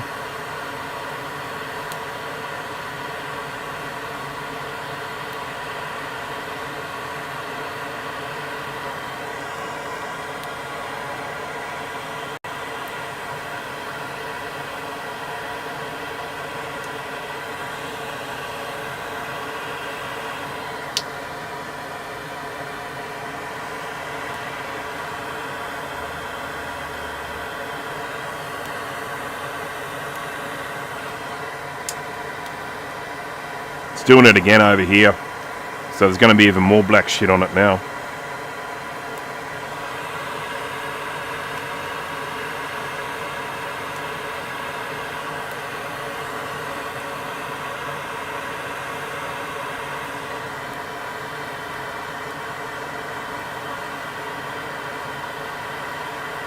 It's coming. I just need to be reasonably wary because I do not want to leave pins behind.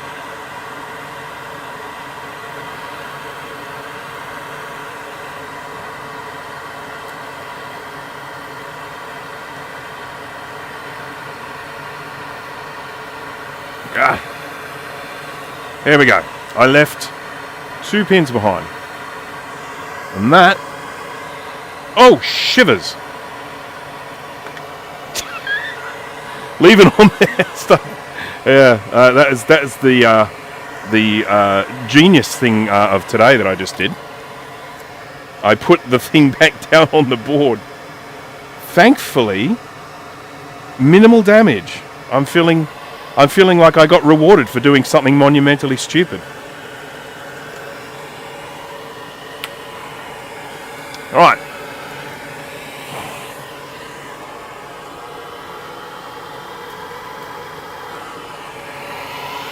Melty McMelface. Okay, so this is still smoking. I'm going to just... it's... yeah, so it's got a little bit melty there, but I think I'll still be able to stick a chip in it. Ow. It is a bit hot, though.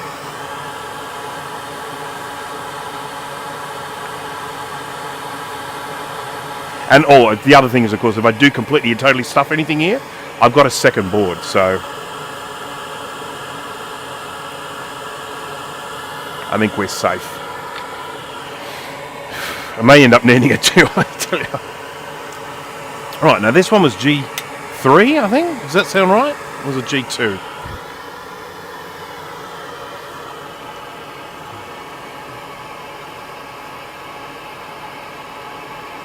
G3. G3.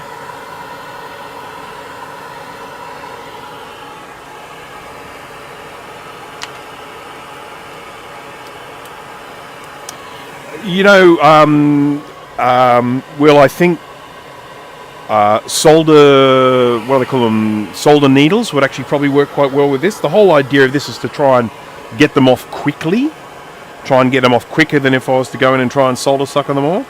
And I sort of feel like that I've sort of achieved that, you know.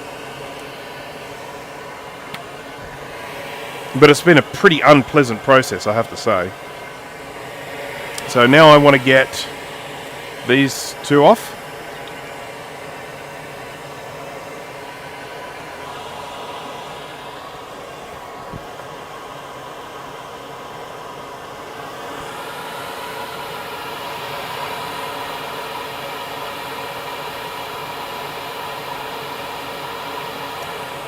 Paul, that's a good question. I have no idea. You know, I mean, I don't have anything like what you describe. I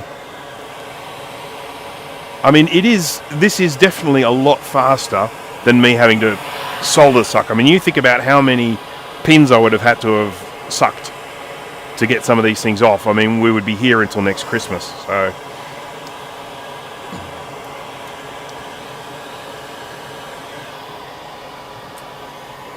I'm just not a big fan of these fumes. That's the thing that's sort of making me less happy.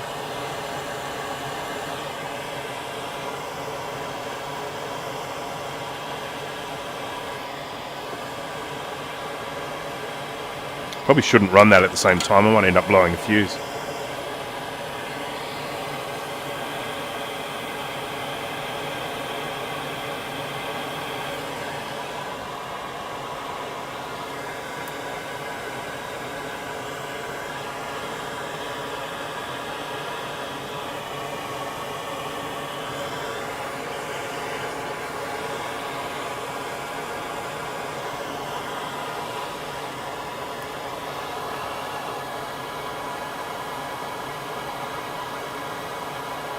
Waiting.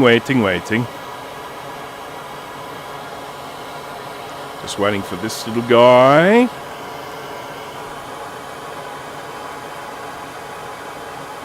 Yeah, it is going to stink in here for a while.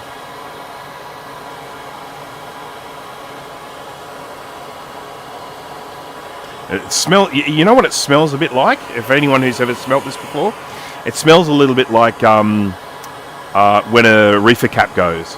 That's the sort of smell.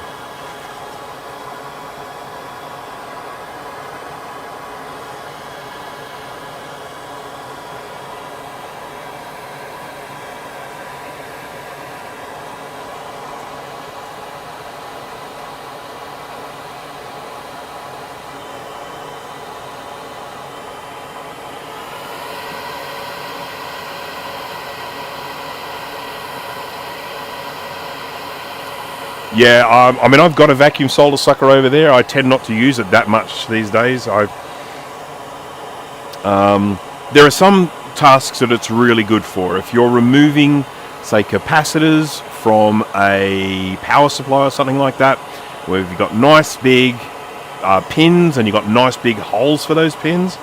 But when you end up with anything that has holes that are relatively small in comparison to the size of the pin that goes in it, so there's very little space around the pin, the solder suckers are a bit of a headache. Okay, the solder has melted there, so I'm thinking I might be able to coax this out.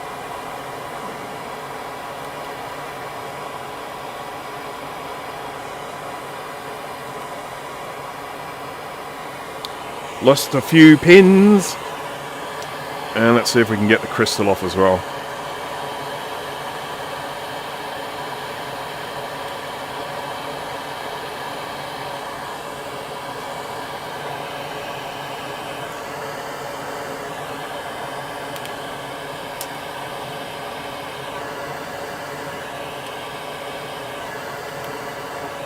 These pins came out really easily. I don't know why they wouldn't come out before. Never mind. Well, that one's a bit stiff. Come on. Thank you.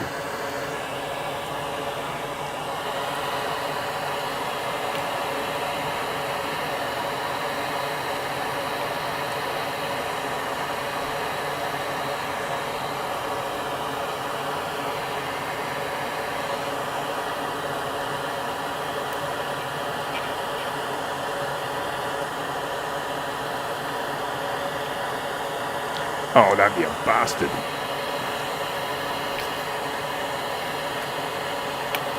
Thank you. Alright. Gotta go in and see if we have what we need.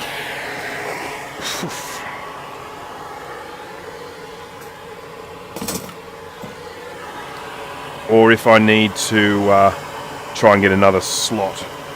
Can I restore this new bus slot? It's a little bit bent. I can unbend it. Yeah.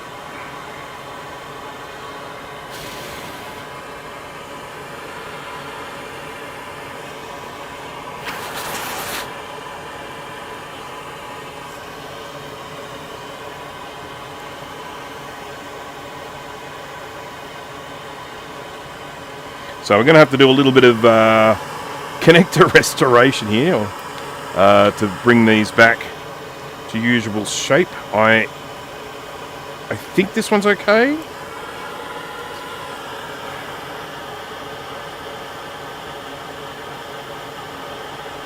Yep, I think this will definitely take pins, so I think we should be fine. But do I? Well, that's melted. I'll have to drill a hole for those ones. Okay, so do I use the other board for that socket? Because I have some real concerns that one is not good. Where's the other board?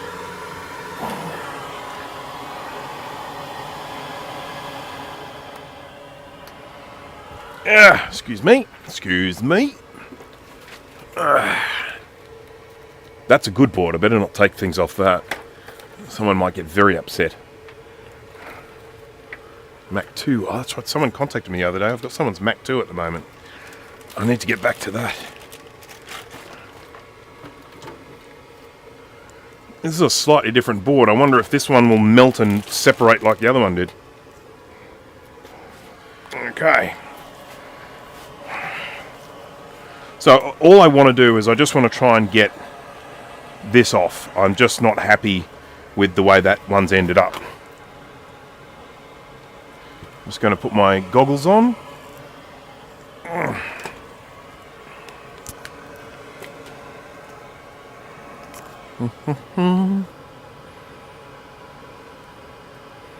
Yeah, they all look straight.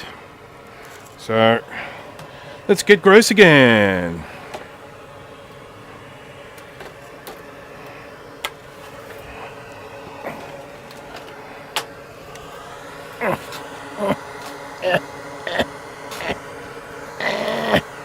Excuse me. Whew.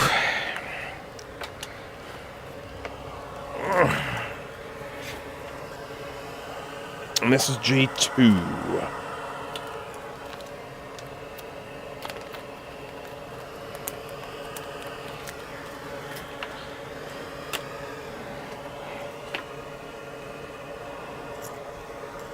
Okay. Are people still watching, or have they just lost interest?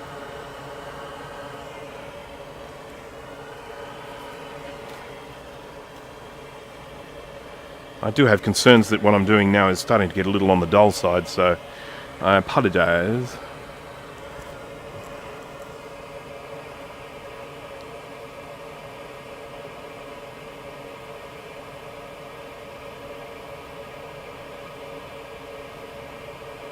So it's an interesting theory, Paul. I do not know.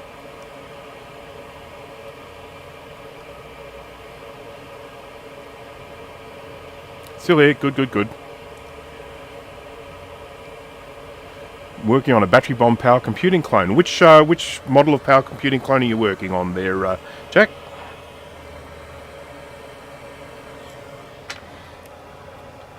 I have some experience in that realm.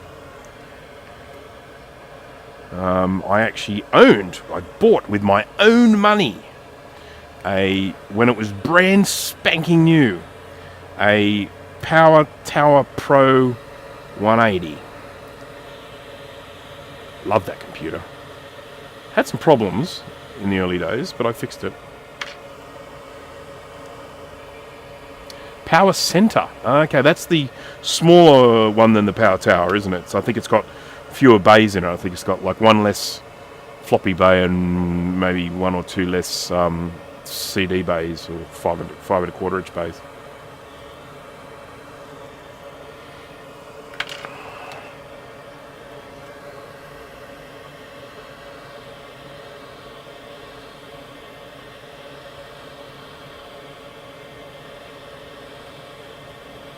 The real trick I have here with this socket is that I don't have a pair of pliers wide enough to grab the whole thing in one go.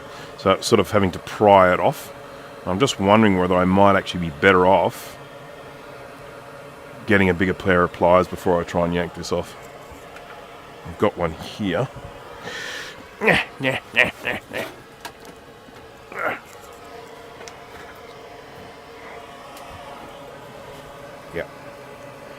That's better. That's better.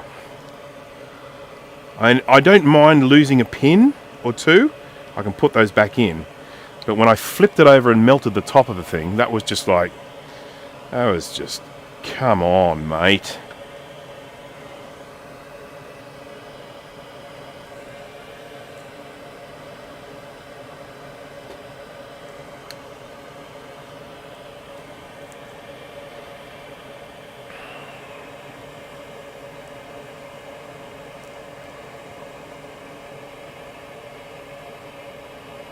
Chip remover with clippy sides. I have one of those somewhere.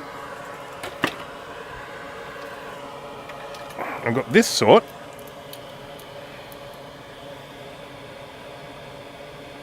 Yeah, that work well. Could work well. Then I've got this sort. This sort like that. Yes, I really should have thought of that maybe some time ago. But, you know. So this solder still hasn't melted, so we're still not at soldery meltery temperature yet.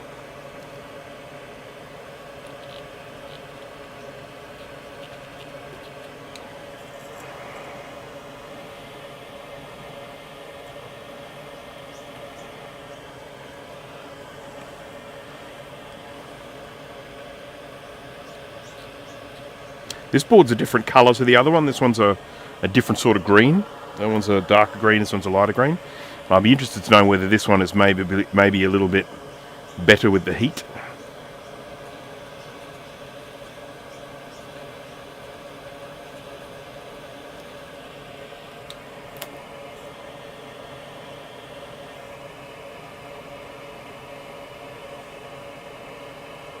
It's 3 CD bays, 2 floppy bays. Okay.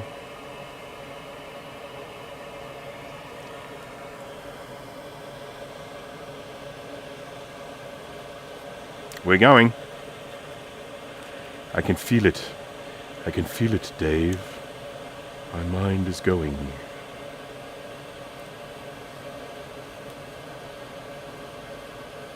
I got it off!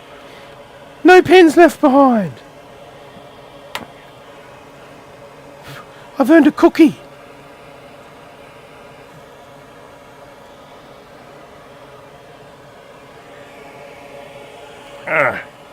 Frank S. Hello everyone, can't stay long, have to get up early tomorrow. That's terrible. No one wants to get up early tomorrow. Okay, well that was an absolutely perfect removal.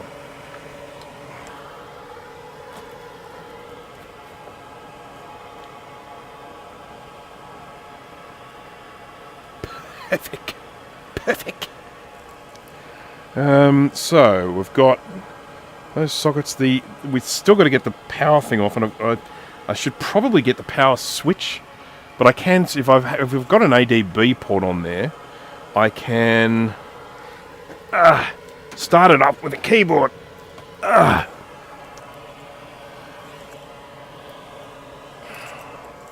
These stupid metal things. Stupid.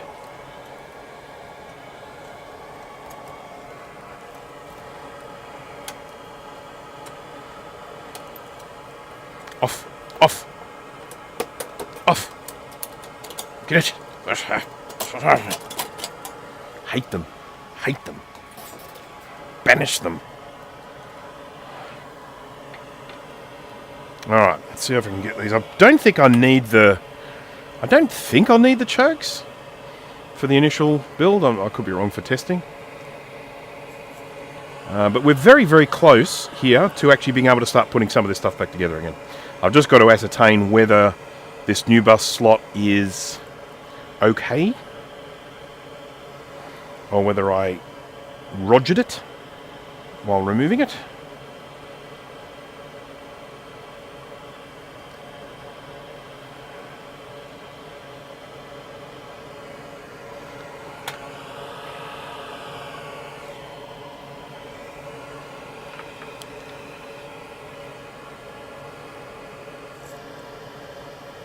This one's bloody perfect. I got that one bloody perfect.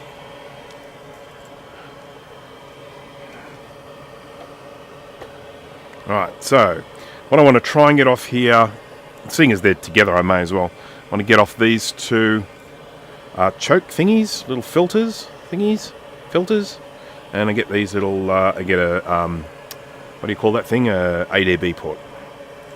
And I could probably grab an ADB port off a smaller board, something that's a little bit easier, something a little bit newer, but, you know, if I can get it off, I can get it off. This board will never be the same again. GT, hello there. Crusted battery juice. Okay, Jack68K describing his Power Center, or whatever it was Power Center? Yeah, Power Center 132. Crusted battery juice. Is that a 604 or a 603 CPU for that 132? Crusted battery juice all over one corner of the board. Fortunately, the corrosion only got a few traces and a few easily obtainable diodes and transistors. That is good. That is good news. How are the chooks? Frank, that's a good question. How are the chooks? Let's have a look. I did have some come and visit me here for a bit today. But we'll go and have a quick look at the chooks.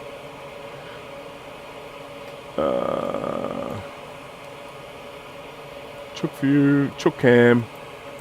There we go, there's the blind one. And there's the black one. I think it's the big black one. That one there is a type of Sussex. And she's a big girl as well. She's getting on a bit.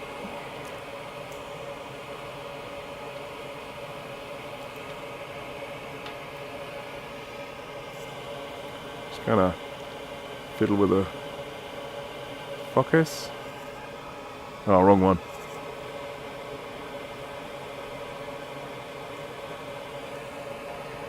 132,604, not a 604E. Yep, cool.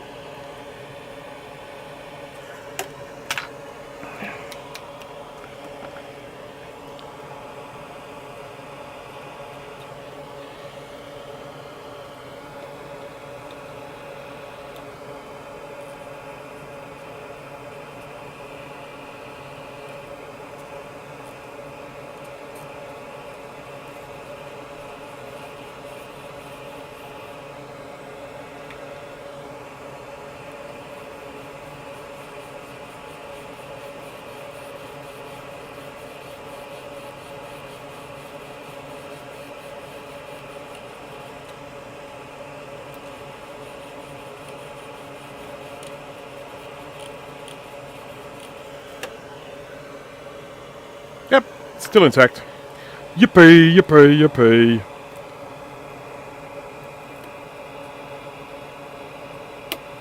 Oh, God, these things... Oh, look, I chipped it a little bit. Stupid bloody ferrite.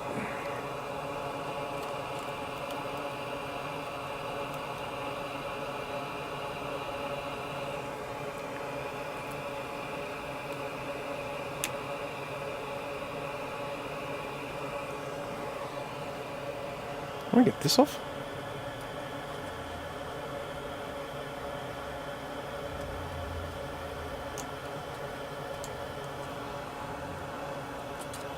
Yeah, I got the power button off as well.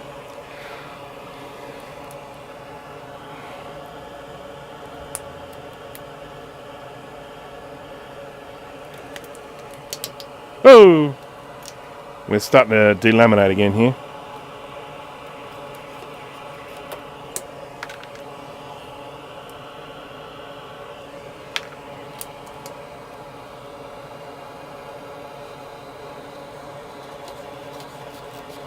Come on, she's about to blow, Captain. Hey!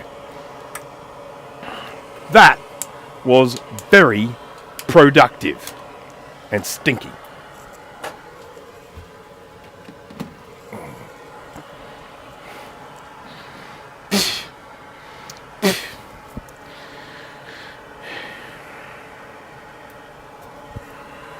It is a hot plate underneath. It was sitting on around about 370 degrees Celsius. And we've just been plucking components off so that we can put them on the new board. And I think we have all we need at this particular juncture. I think I've got enough to... Oh, you know what? I don't have the power connector. But I might be able to do that without the need for this hot plate crappy thing. I would not be doing this without this fume extractor. There's just no way.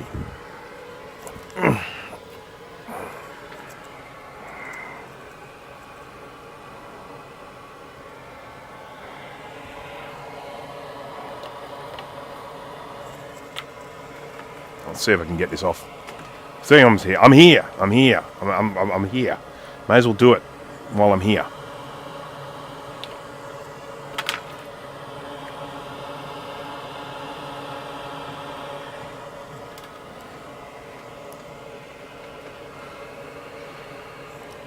Yeah, it definitely makes removal of sockets easier, but yeah, I'm not fussed about SCSI. I've got new connectors, so I know this one has the clippy bits, but you know,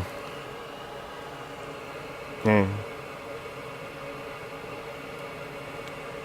You bought one of the absurdly expensive hacker ones. Yeah, well, this one here that I'm using, I believe it retails for around about $200 US. I need to double check that. Don't direct quote, but I think that's about what it costs. And anyone who's ever gone looking for decent fume extractors will know that they are one of the most incredibly expensive things to buy. Just obscenely expensive. And so having something like this, I mean, okay, the one that I used before was like $70 or something. Way cheaper, sure. But they are worlds apart. When you compare this fume extractor to that one, they're just on completely different playing fields.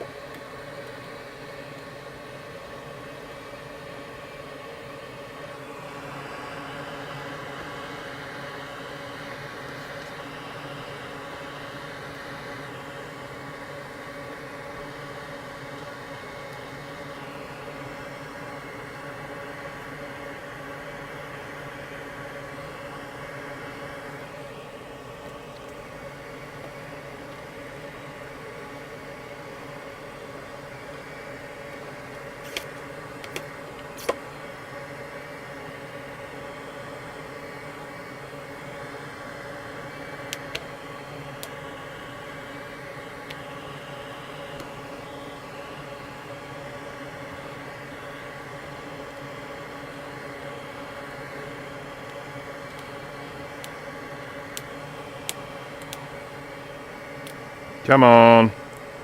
I feel like we're so bloody close with this thing.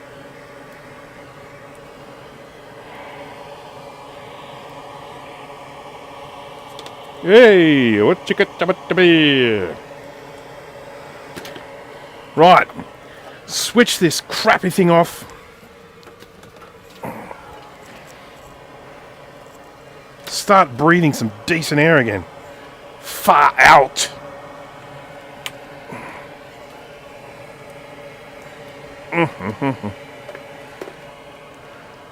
Thinking of building a DIY fume extractor with charcoal and HEPA filter. You know what? If you started off with a cheap vacuum cleaner that had a HEPA filter in it, that'd probably be a good place to start. The one thing I would say, though, is how loud they are. This one here actually has some sound insulation inside it, so it helps mean the bottom part of it is actually quite quiet. I realise this part's noisy. That's can't do much about the sound of moving air. That's the laws of physics. Right, so what I'm going to do now, I'm going to bring this around and I'm going to just see if I can get this new bus slot being a new bus slot again.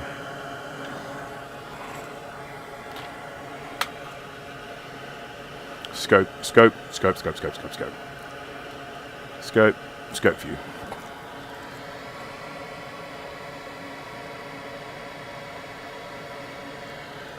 That's not a scope, is it? That's chickens. I don't know if anyone else noticed that, but it looks a lot like chickens and not a microscope. I've got to tighten that up. Yep. Stop it. There we go. Okay.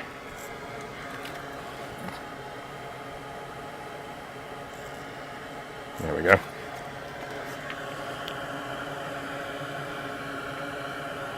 Okay, so we've got a little bit of plastic meltage here. Can we get this to go back in and still be functional? Or do I have to abandon this and go and get another new bus slot?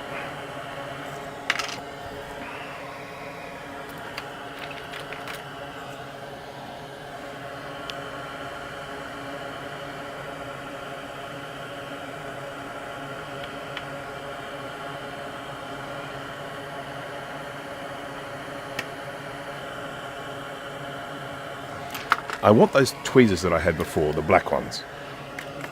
Where did I put them? Ah, there they are. These I think would be quite good for this. Yep, that went in.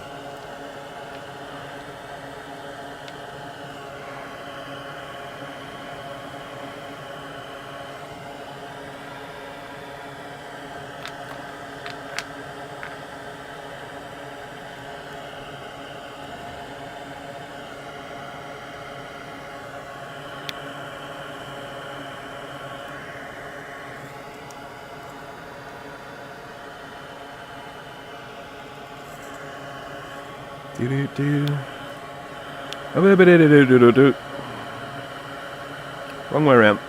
That way around. What's going on with my picture? It's all joiky.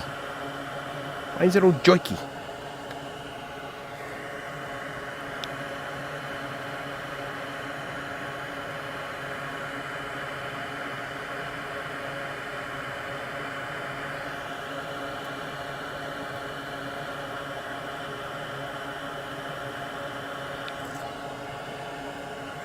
I do think this is salvageable. I'll check the other side. I should probably actually see if I can stick a new bus card into it.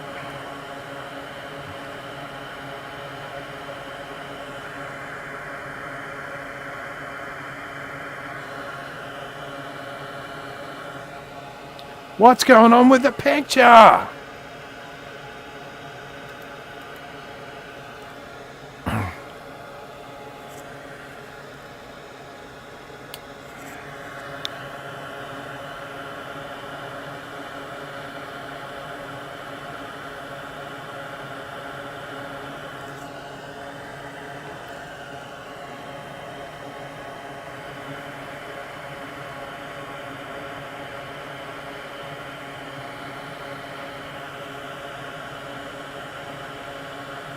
All the way around. We have to have conformity here. You're going to have one of them around the wrong way. All the OCD people will come at me.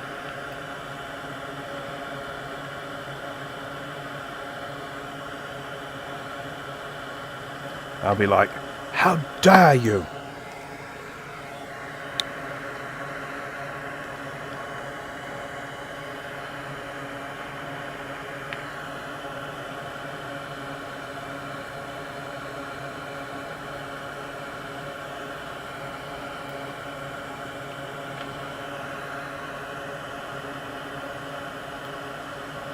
This is a bit melty. I'm still not sure if I'm going to be able to get this to go in.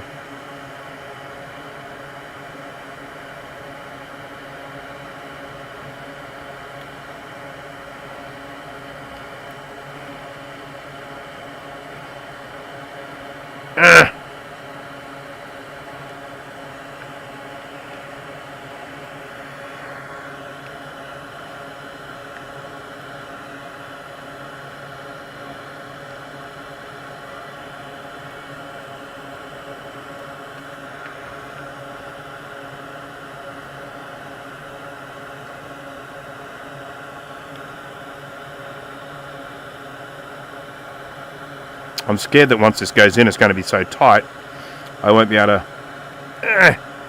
actually stick a new bus card in it. They're a bit crooked. Oy.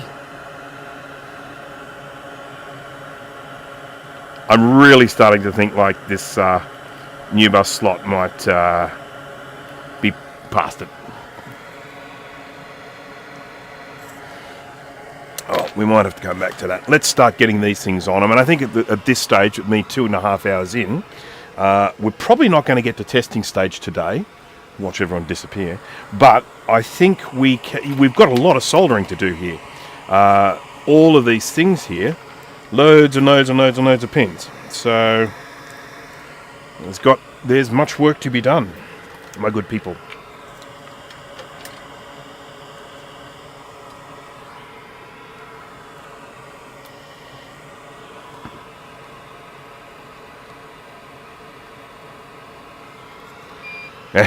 Remember when I said I wanted to do this too? Yeah. Look, there are a few things to consider. First of all, you can get hold of ROM slots and RAM slots new, so you don't have to worry about taking those off. So that's a plus. But certainly some of these have to come off. I mean, I would think still be able to buy sockets for the CPU, but I could be wrong. They might be something that's past it now.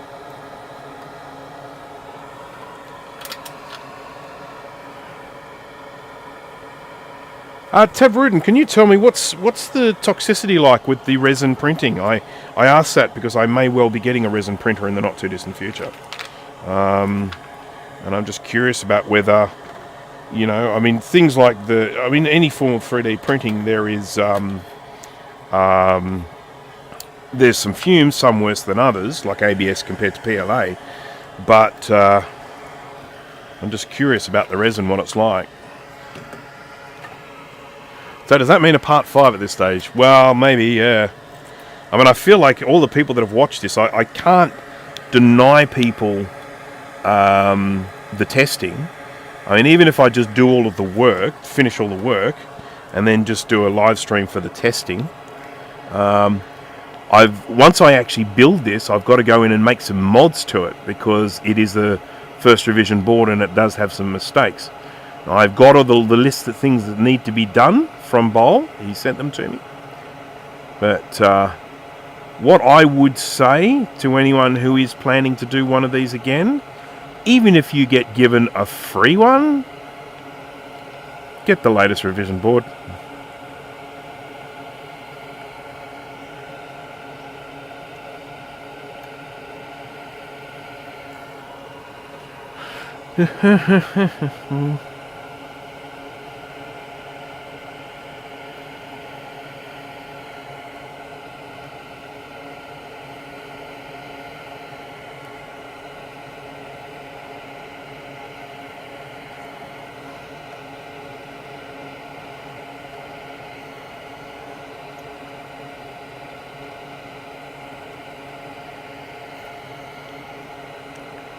Alright, we've got a power connector. We could actually give it power now if we wanted.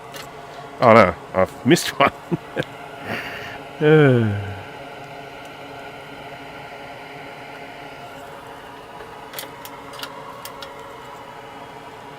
Resin stinks, I gave my machine away.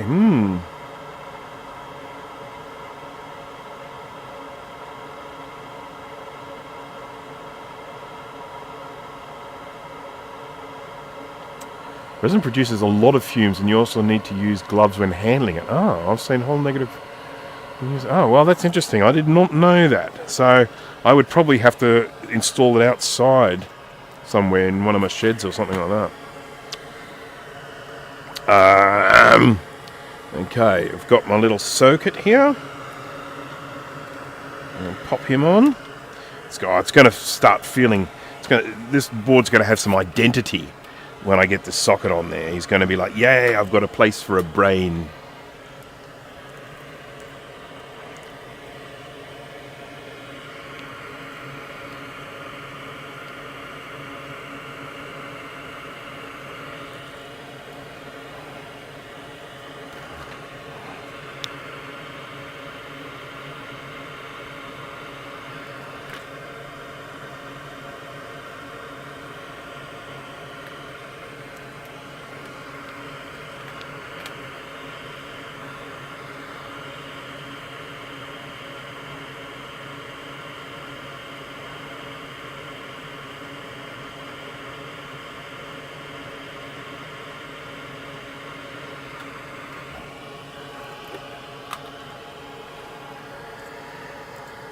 Went outside towards your least favourite neighbour.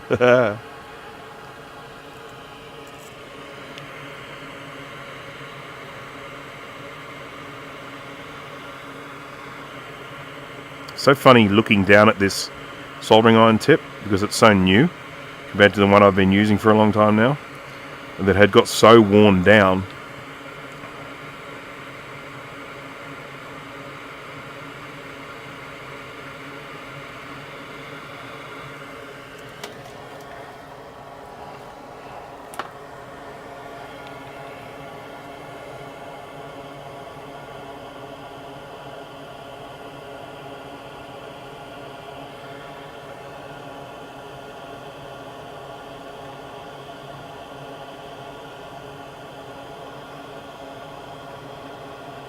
You know, I hate to say it, but I reckon my little curved conical would be quite good for getting in between here.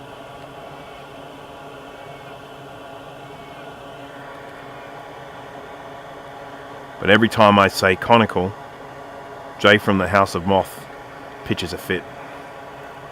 Conical?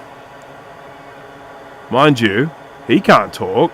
I don't know. When was the last time you picked up your soldering iron, Jay? He's probably gone. He's been doing garagey stuff.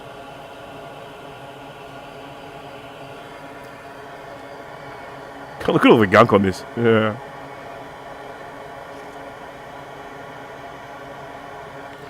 Actually going to just do this very quickly. Nim nim nim nim nim nim nim nim nim nim nim nim nim nim nim nim.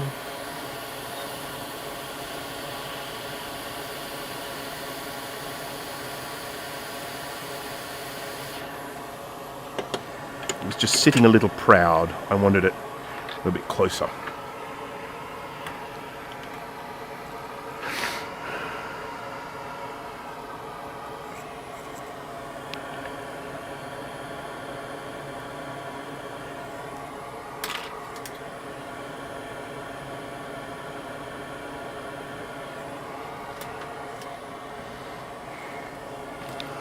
Lots and lots of pins to solder. I don't know how to make this sort of thing interesting. I know I could, I don't know, try and get a certain amount done in a certain time frame, and maybe take bets on it. How many do you reckon I'll get done in 15 seconds?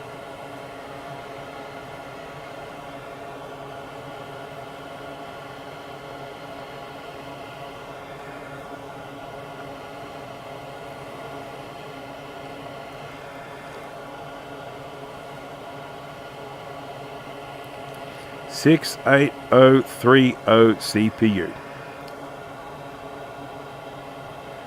I think what is it? Is it 40 megahertz on the 2FX? I can't remember. Pretty sure it's 40. Because it was like 33. Hang on. 25 for the 2CI, so maybe 33 for the 2FX.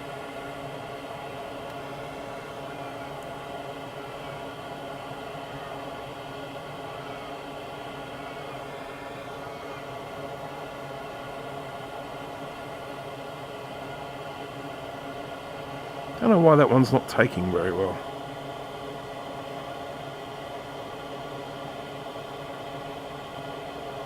Oh.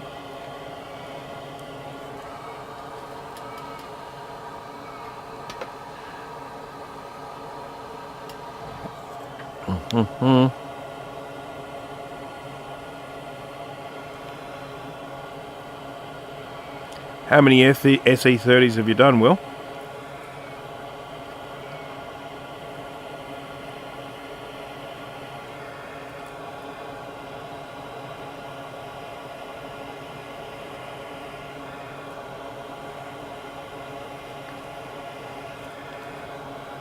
FNA.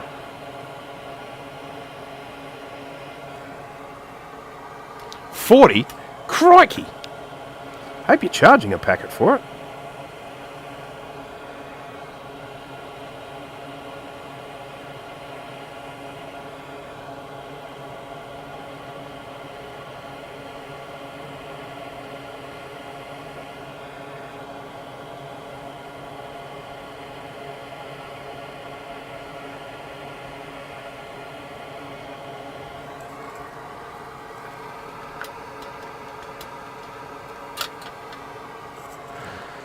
Okay, so that is the first socket in place.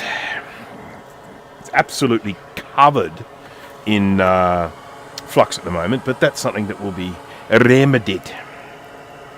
Now I've got a little FPU socket. I'm just going to check this under the scope-a-rooney. Ah, yes, okay. A little bit of solder on there.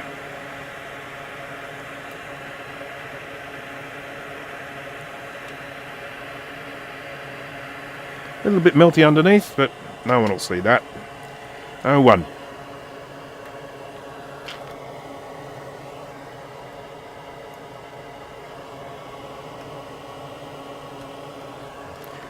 Okay, these pins were a little bit bent, which is quite convenient. It's holding it in place.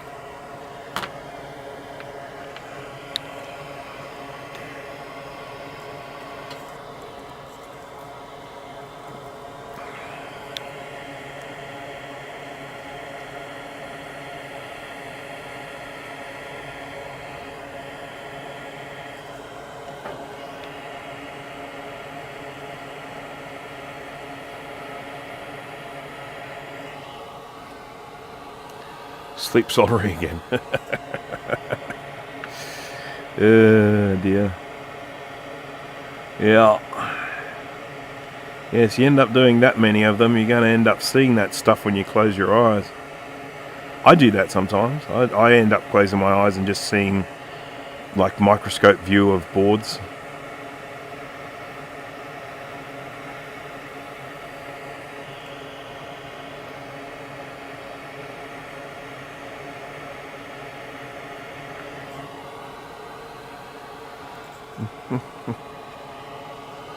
Got my microscope yesterday. Excellent.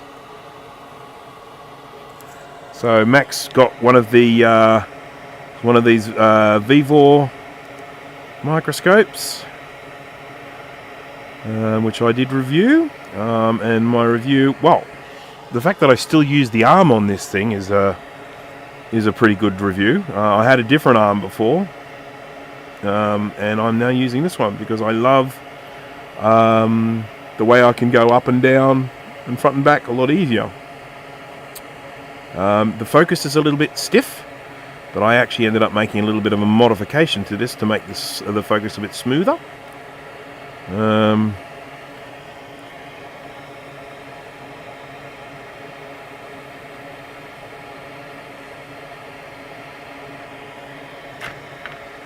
The But the main thing about the Viva, the thing that impressed me the most, were the optics. Absolutely fantastic. The only reason why I don't use those optics is a binocular microscope, and this is a trinocular one that I'm using. One that I'm using has an extra little hole at the top, so I can run a camera, so you can see what I see through, I think it's my right eye. So the camera is sharing the view of my right eye.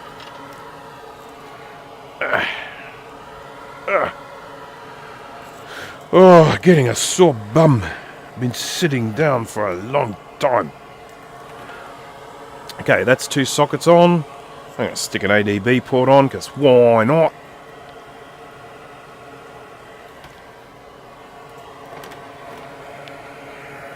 Just got to clean these pins up a little bit. Get some of this excess solder off.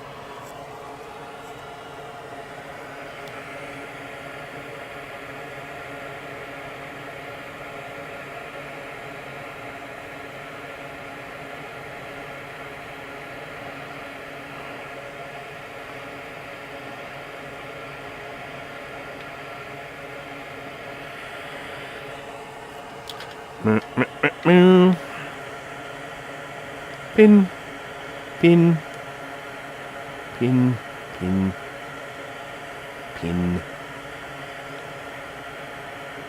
Will that fit through? Only time will tell.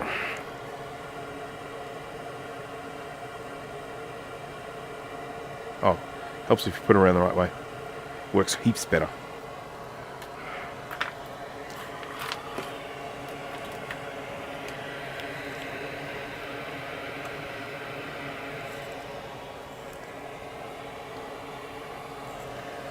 Work by height to crystals next.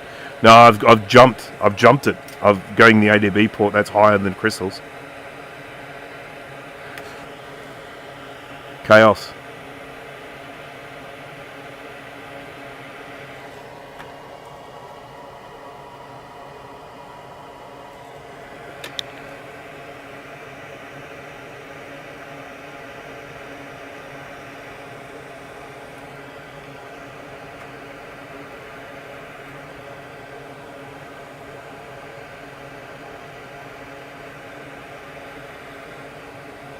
So, Steve, Mac 84, you still there?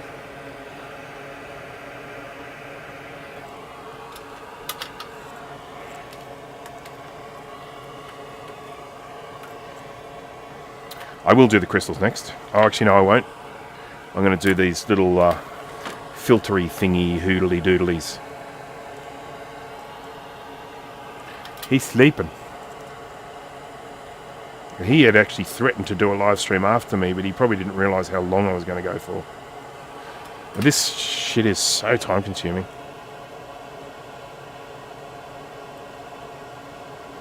I need to go out shopping after this and buy stuff for dinner.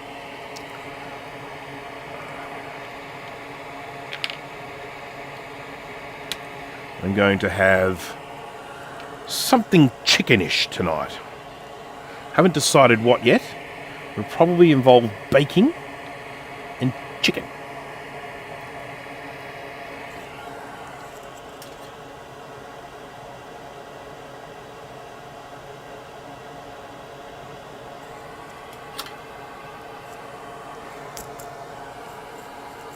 Picture's out of alignment. Holy crap, what did I just do?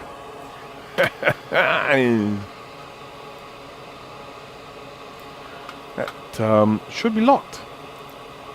That should be locked, that should be locked, that should be locked, that should be locked, that should be locked. That should be locked. Don't know what happened there, people.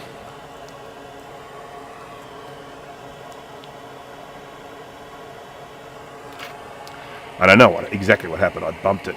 This is a bit chipped. Do you think he'll mind?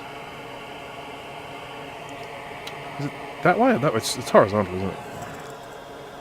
I suppose it's not the end of the world if I have to take it out again. It's only 8 pins.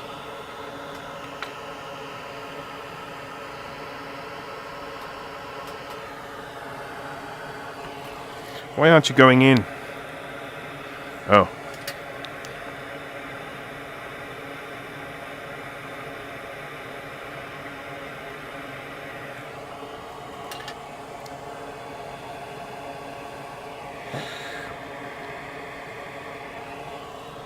I am just struggling here.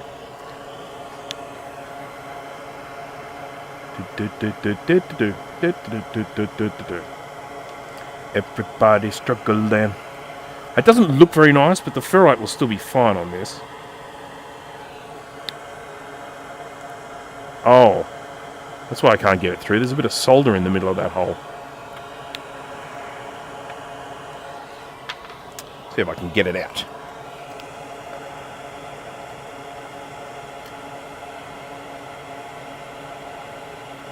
That's better.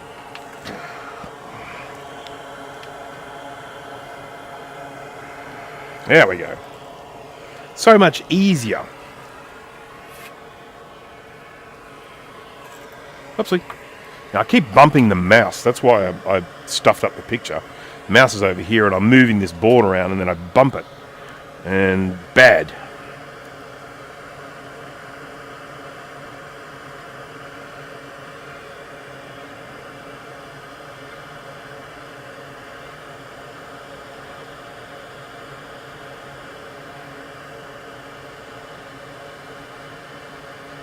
Okay.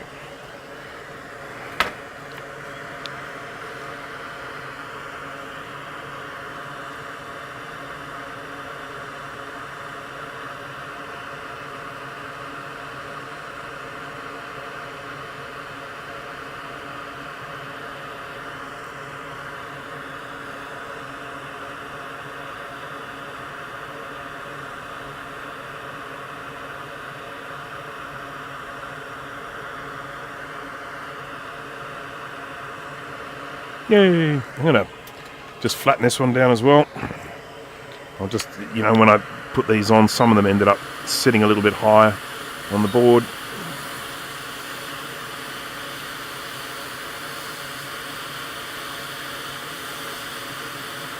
Oh, fizzy.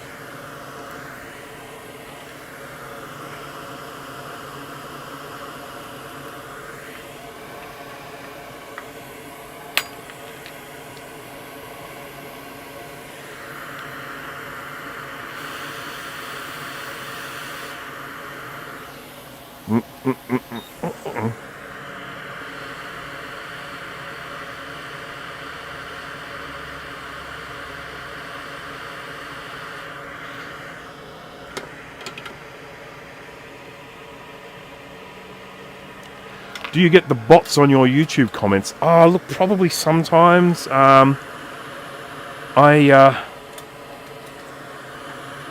haven't in a while, but having said that, I haven't gone in and checked every comment lately. They come in. I get a lot of comments these days,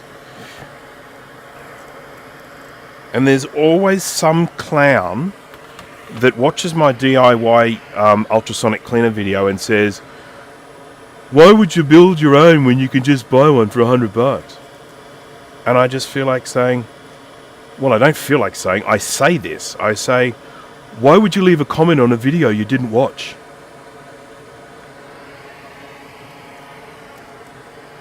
Smeghead.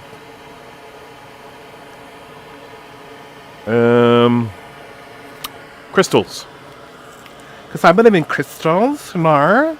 It's so good for you. It's your health. And it's a positive chakra on your body. If you have like crystals, it's really good for you. Everyone should do it, yeah.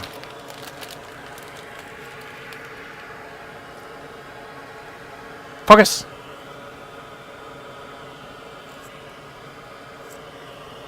What did I just open? I opened G2. There's G3. There's G2. So we need the little sharp bit there.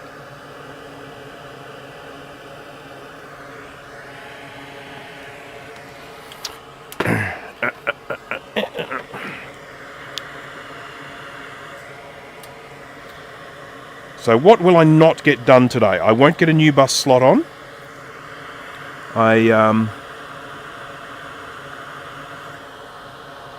Time to stand. My watch is saying time to stand. I won't get the new bus slot on because I want to take another one off and try and get it done better without melting. I'm probably going to try it from that other board. Pete Evans. Oh man, that guy. Did that guy destroy his career or what? Far out.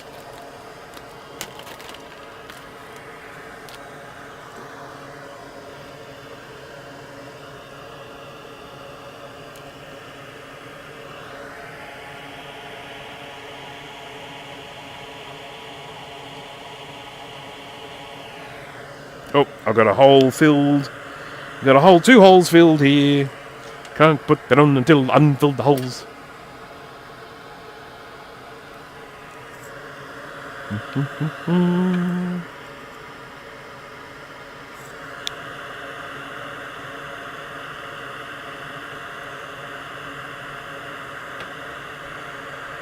God, there's a lot of solder in there. Still going.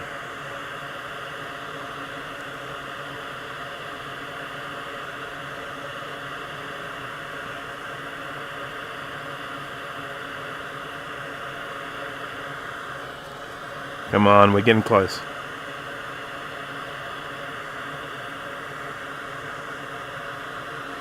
I'm going to add a little bit more.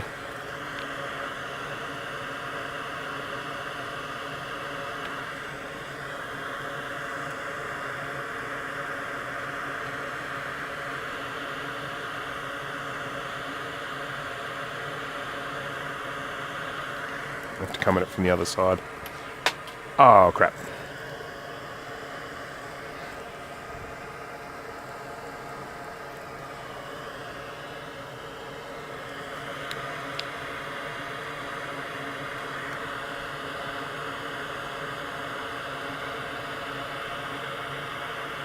You know that whole situation when you have something resting on the board and then you lift up the board and you flip it over and the thing that's resting on it, which is like a little crystal oscillator, it falls down on the floor and then you look down on the floor and you can't see it.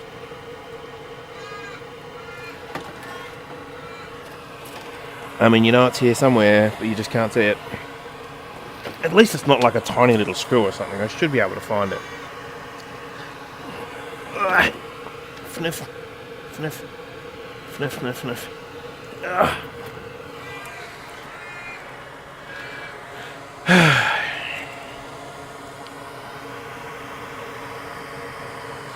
I need to take a bit of a bird's eye view here because it could have gone anywhere. I felt it hit my leg. Hello, Chook.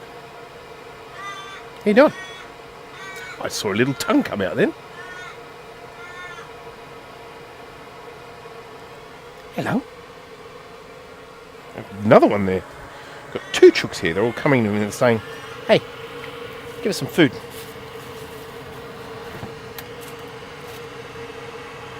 Alright. It's got to move.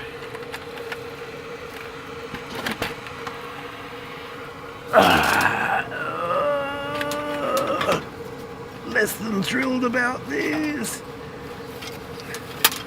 That crystal might be going on later.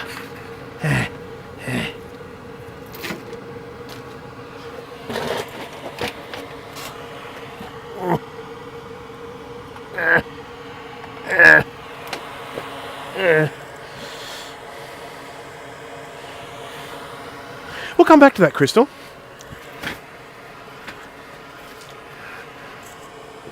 Yeah, the raven is probably a reason why the chicken has come in here.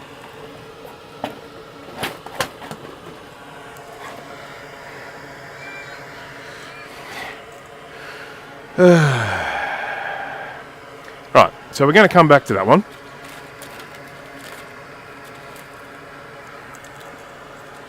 And go to G3. Don't roll the chair over it. I do have a spare. Okay, so if I get stuck, I do have a spare, but I'd really rather not. What was I doing? I was doing G1. Was I? Was I doing G1? Does that sound about right? So now I'm doing G3.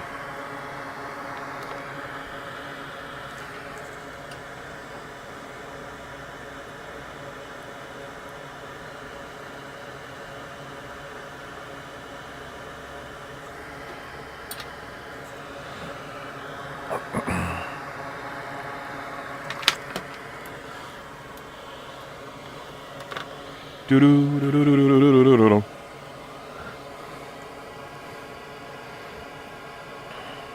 Chuck will find it. Yeah, I'm not sure how reliable that would be.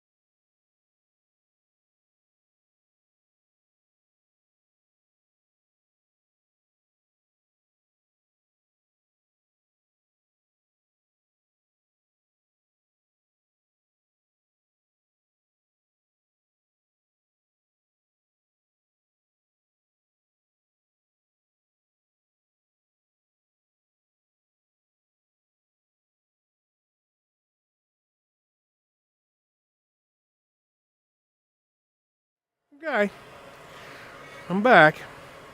Hello. Okie dokie. Righty, so I think we're back. Yep, we're all good. Okay, so yes, battery ran flat. Happens around about 3 hour mark on these. Question. Someone was asking about the RAM. I don't know how much of that got through. Do you have a supplier you buy 128K, 512K memory chips from? That was Max asking that. So Max, I generally buy that sort of stuff from UT Source. UTSOURCE.com, I think it is. Or it might be a Chinese one. But if you just search for UT Source, you'll find it. And I can't guarantee they'll have the chips there, but they're a good chance to have them. What's the other thing? What I was saying before, that you couldn't hear me say, was that one of the things with UT Source is they price their stuff based on demand. So you might visit there one day and a chip will cost like $1.20 each or something, and then someone will rock up and buy 50 of them, and they go, oh wow, there's a demand for these, and the next day they'll be like $4.50 per chip. I've seen that happen. I know, because I bought a bunch of chips, a whole stack of them that I wanted. They were all sound chips. I bought sound chips for Macintosh sound chips, and then so I bought a whole bunch of them, and then I was saying to people, oh yeah, these places got sound chips, go and grab it from them. And then people jumped on there, and the next day it was like way more expensive. Just going to have another quick look to see if I can find our little oscillator, because as I said before, he's not that little. It's the sort of thing, it's not like just dropping a tiny little capacitor or something. It's just the main problem is I just don't know what direction it went in. It sort of hit my leg on the way down and could have bounced off anywhere. Right, we've got one more little crystal, little tiny one, little teeny weeny one. This one here, and this one is Y4. I don't know why. Y4. Okay. Y4, there you are.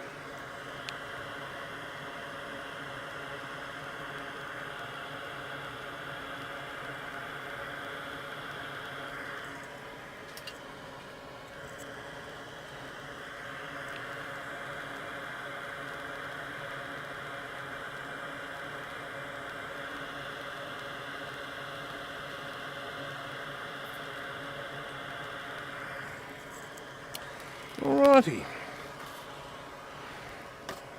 Yeah.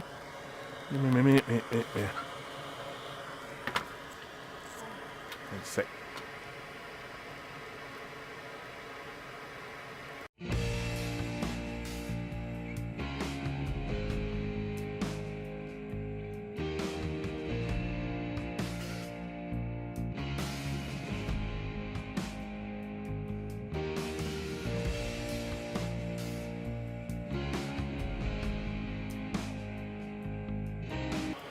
I'm back. Okay, so we've got I'm going to stick probably the ROM slot on, and then I'm probably going to call it a day, because I have got other things to get done today. Which way around does this go? It says that way. Okay. There we go.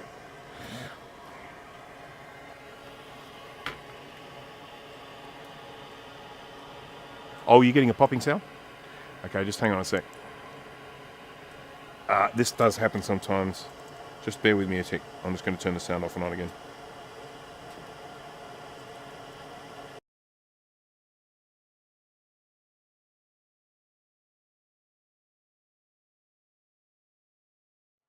I don't know if that's any better.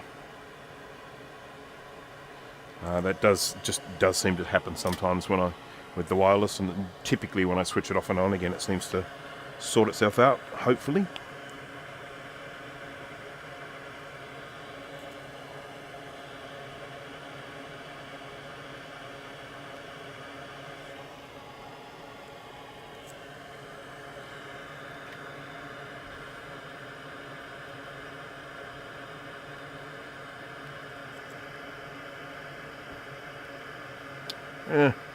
There we go. Okay.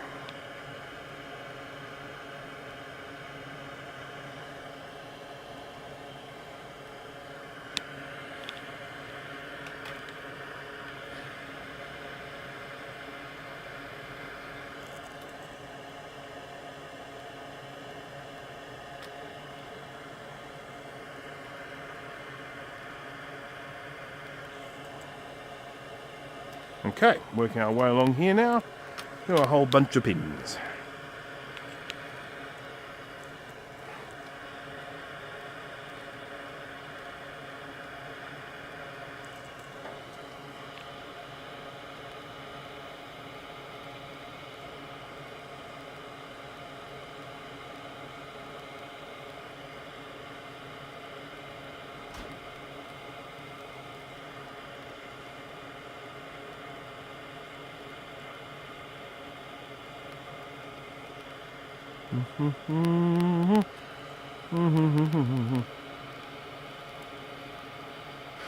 So what will remain after this? We need to stick on RAM slots, and we need to stick on a new bus slot.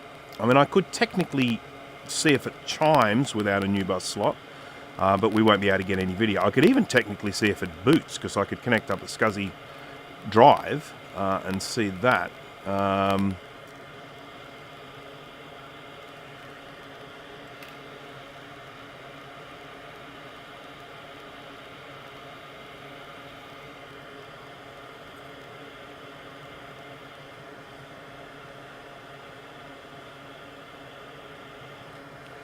I think I will do that, you know. I'm gonna stick the ROM on, because I mean I can't stick RAM on it, so I technically get a sad Mac chime.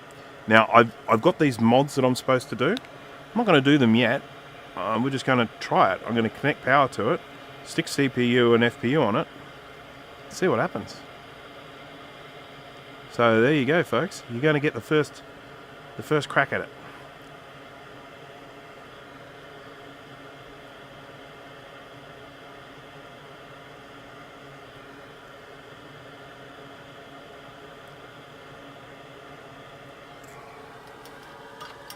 I don't hear popping out. That's good. Good.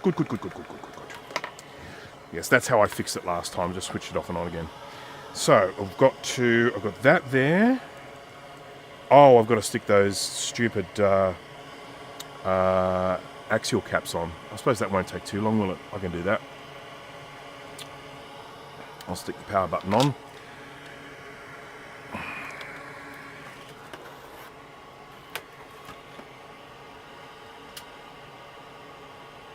Do screw terminal breakout boards exist for 40-pin IDE connectors? That I couldn't tell you.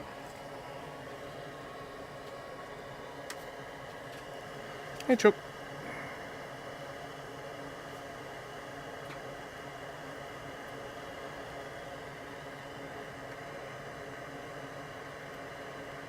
I can probably start this without those big axial caps. I think they're just filter caps anyway. Just see what happens, though. What's the worst going to happen? It's not going to work.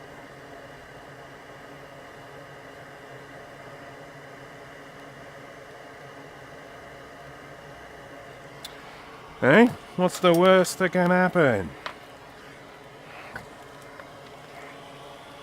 Alright, top view. So, I haven't put the fuse on for the SCSI yet, that's fine. I haven't put the restart buttons on, that's fine. Y101. Oh, is that for the real-time clock? That's Y1. So, can probably get by without that. It's just for the real-time clock. That's not involved in anything. If I find my... Yeah, I'll leave that out for the moment. Got the filter caps there. That's the speaker there, I think, isn't it?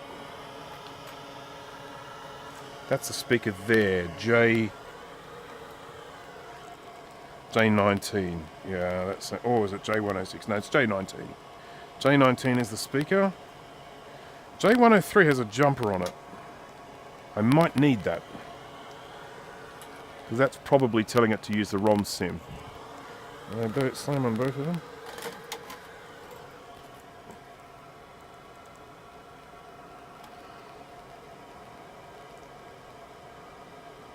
Aha! On this one, J103 is kind of sealed shut by the look of it. It's different. This one's different. So...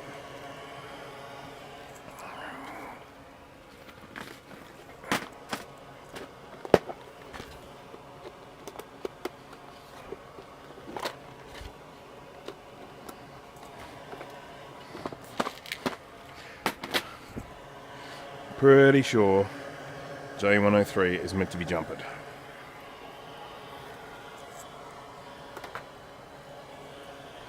We can do it!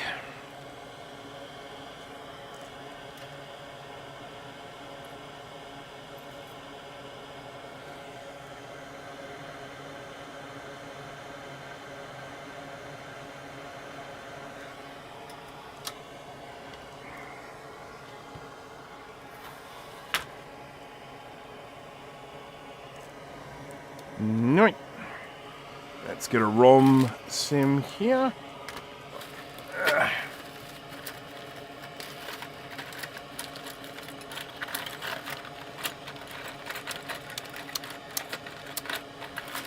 There it is.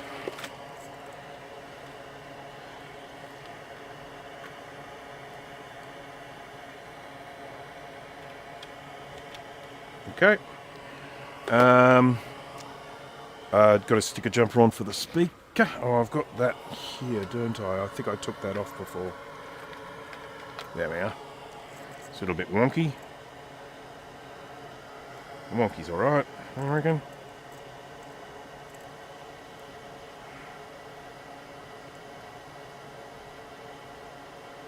Got a bit bent from the heating.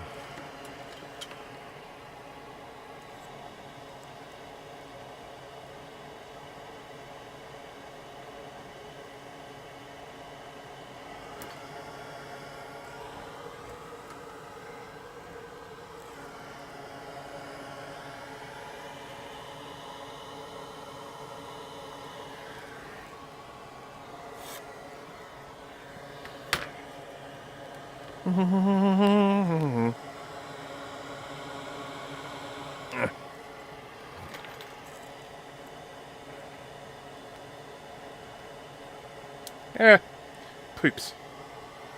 You know what? I'm not going to put this one on for the moment. I'm just going to stick a standard jumper. It'll just be easier for now.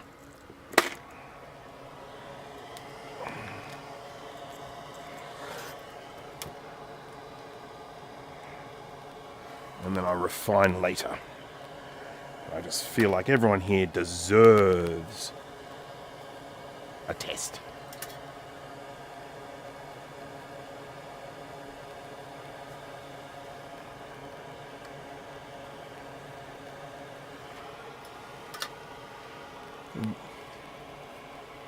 End the vac noise. I will end the vac noise soon. Okay.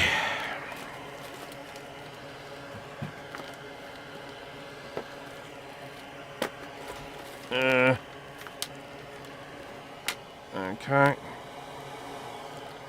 Right. So I think that is enough for us to at least give it a... Oh, I've got to stick the CPUs on it. Give us a, fairly basic rudimentary initial test. No idea what is going to happen. It may work, it may not, but we'll just see.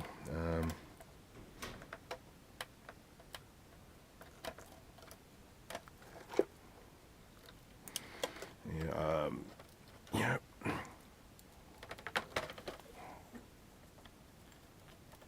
Okay. There's a CPU. These are actually my CPU and FPU. Kai didn't send a CPU or an FPU. But that's fine. I don't mind using mine for the testing. Right.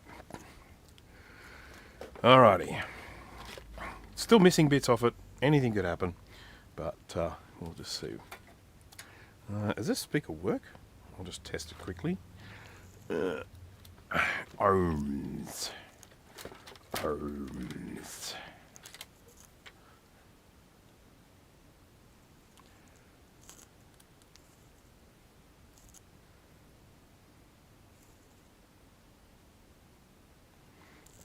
Saying OL. That's not what we want. I know, 16 ohms. We're good. I mean, it's a bit manky, but it should still make sound. Which way around did it go? That way. Okay. Power supply. Oh, crap.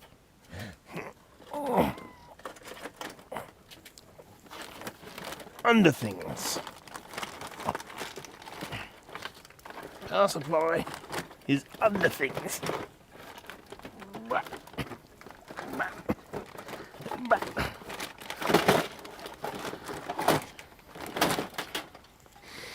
Phew. Okay, that's the wrong power supply. That's the right power supply.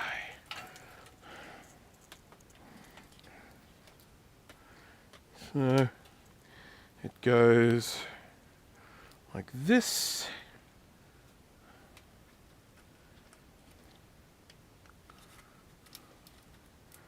And like that. Okay. Alright, this is it. Oh, I hadn't got this crystal on here, do I? Crap. I'll have to take that off the other one very quickly. Sorry, everyone. I do want to get this.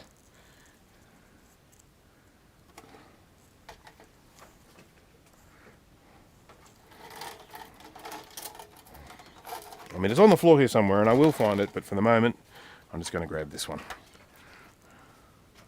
G1. G1, that's what we're missing.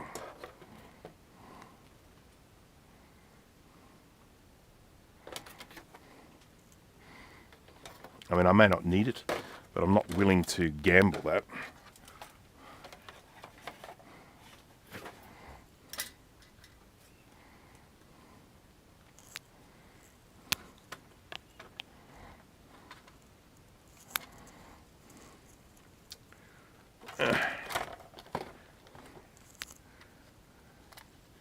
Come on, hurry.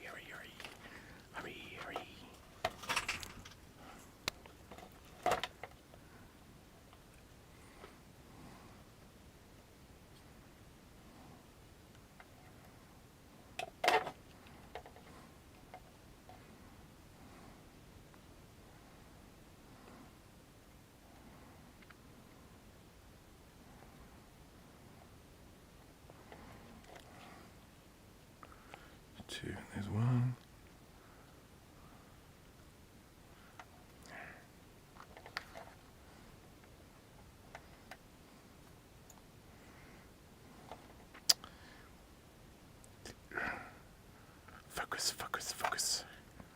Focus.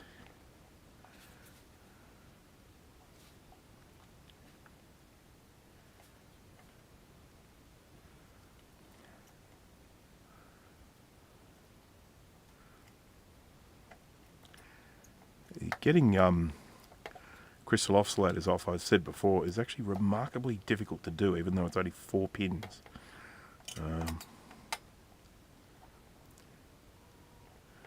I'm always just amazed at how much trouble I have getting oscillators off.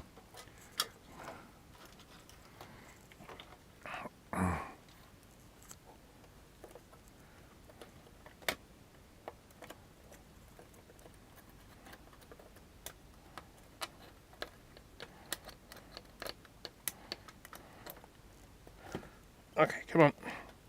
Yay. We're getting there, we're nearly there.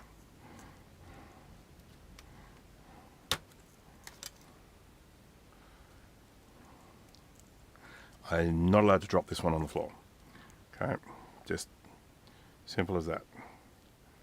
If I drop this one on the floor, I'm just giving up and going home.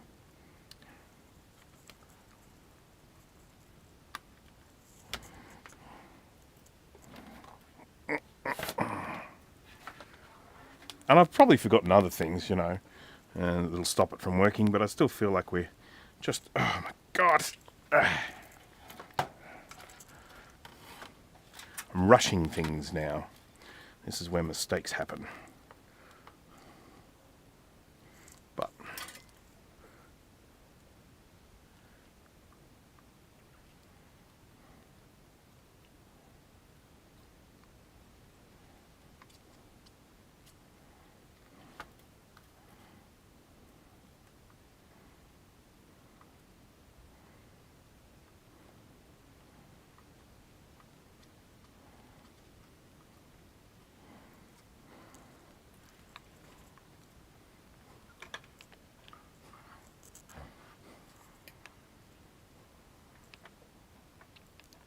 I'm balancing this thing very precariously at the moment. It's making it very difficult. I can't even bloody breathe properly. Okay.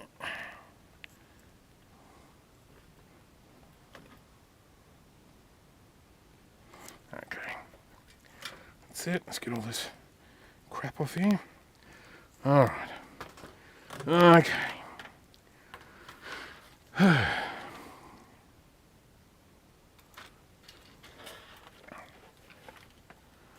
Greetings from Montgomery. Al. I don't know where Al is, sorry. 2FX is the first computer I wanted to start my retro computer collection. I got an SE, and I have 2 of these machines, even though one of them just blew a reefer. Poopy. Yes, reefers are a bit of a bummer, aren't they? What kind of thermal paste would you require?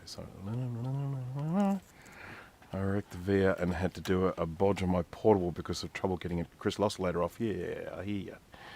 Crazy crystal oscillator is just a fancy tuning fork. Yes, indeed. Okay, so I think we're all in place. I expect to get something, but I don't know what. So I will connect up the speaker here, like thusly. I'll plonk the ROM into the ROM slot, like thusly. There we go. And we've got our ROM, we've got our CPUs, all the things. I don't need to press the power on this. I don't need to put batteries on because I'm bypassing the startup circuit for this. So it should just, if it's going to work, or if it's going to do anything, it should just come on and do it. I could have put things on backwards. It might blow up. I mean, you know, think of all the things. Okay, we ready? Once I plug this in, it will just happen. So 3, 2, 1.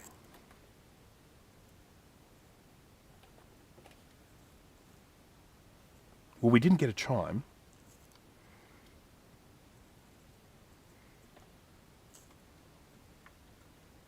Just going to get me a thermal camera and see if we're getting heat or anything. And it could also be because I haven't got these caps on. There are so many possibilities, but at least we'll try it. I just want to see if we're getting any warmth. Oh, actually, I can feel heat. I can feel heat. So that means we are getting power through to things. Just means I've got to sort something out. It might be doing all sorts of things. The sound, the problem could just be with the sound. It could be with this speaker, to be honest.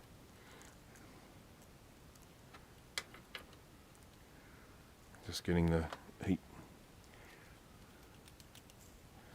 Beep, beep, beep, beep, beep. Oh, this flat one still works. Could try this one. This is the one I stepped on by accident. Still makes sound. Not good sound, but still makes sound. Yeah, okay. I don't know if you can see that. I'm getting heat from all these chips, so they are getting... I'm not getting much from the CPU. We are from the FPU.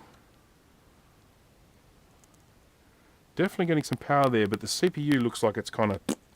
So there might be an issue there that needs to be addressed. We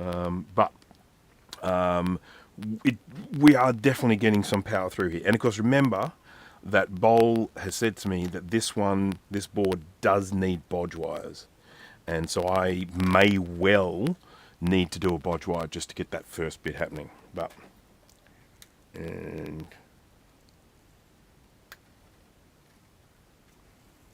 Yeah. And the fact that I'm not getting any or very little heat, there is a bit of heat there, not much though, a little bit of heat to the CPU, definitely getting heat to that. Seeing heat on a lot of these chips though, definitely getting power around there. But I think the next thing that I need to explore as well, what I'm going to do, and I won't be doing it in this live stream, I'll be doing it in the next one, what I need to do is put the rest of these capacitors in. I need to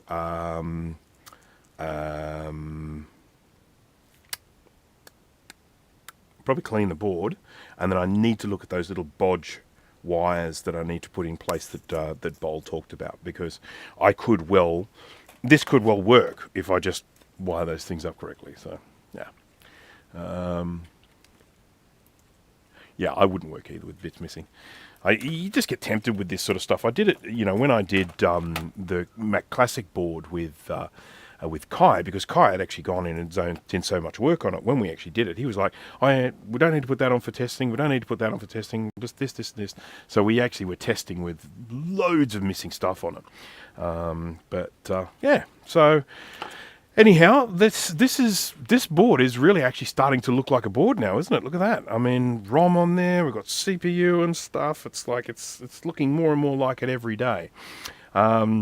So I will do those few things, and then we'll reconvene for the next one. And the next one, what I am hoping, and the next one, we'll actually be firing it up and using it good and proper. I've got to find some RAM for that. I'm sure I've got some. I think Kai sent me some with his board, and a board that he sent me earlier. So anyhow, as the normal thing goes, I'm going to just jump back here, and I'm going to say thank you to everyone for joining. I do want to wrap this up pretty soon, because I'm getting, quite frankly, sick of streaming nothing but 2FX build. And I definitely want to move on to something soon. I was working on an SE30 before, doing a little bit of battery damage repair. And I'd love to get back to that, because that's all a bit of fun. Yeah, so what did we get to today? Well, we've sent power to it, and we definitely saw some of these chips were getting warm, so they're definitely getting power to it. But still a few things that we need to figure out first. So thank you everyone for joining. Thank you for keeping the chat lively and active. Thank you for keeping me company while I've been doing all of this work. I do hope you will join me for the next one. Hopefully next weekend. I'm almost definitely streaming next weekend, probably on the Saturday, which will be Friday night for people in the US. So thanks again. I said so. Everyone have a drink. And I hope to see you at the next one. Thanks again, and bye-bye.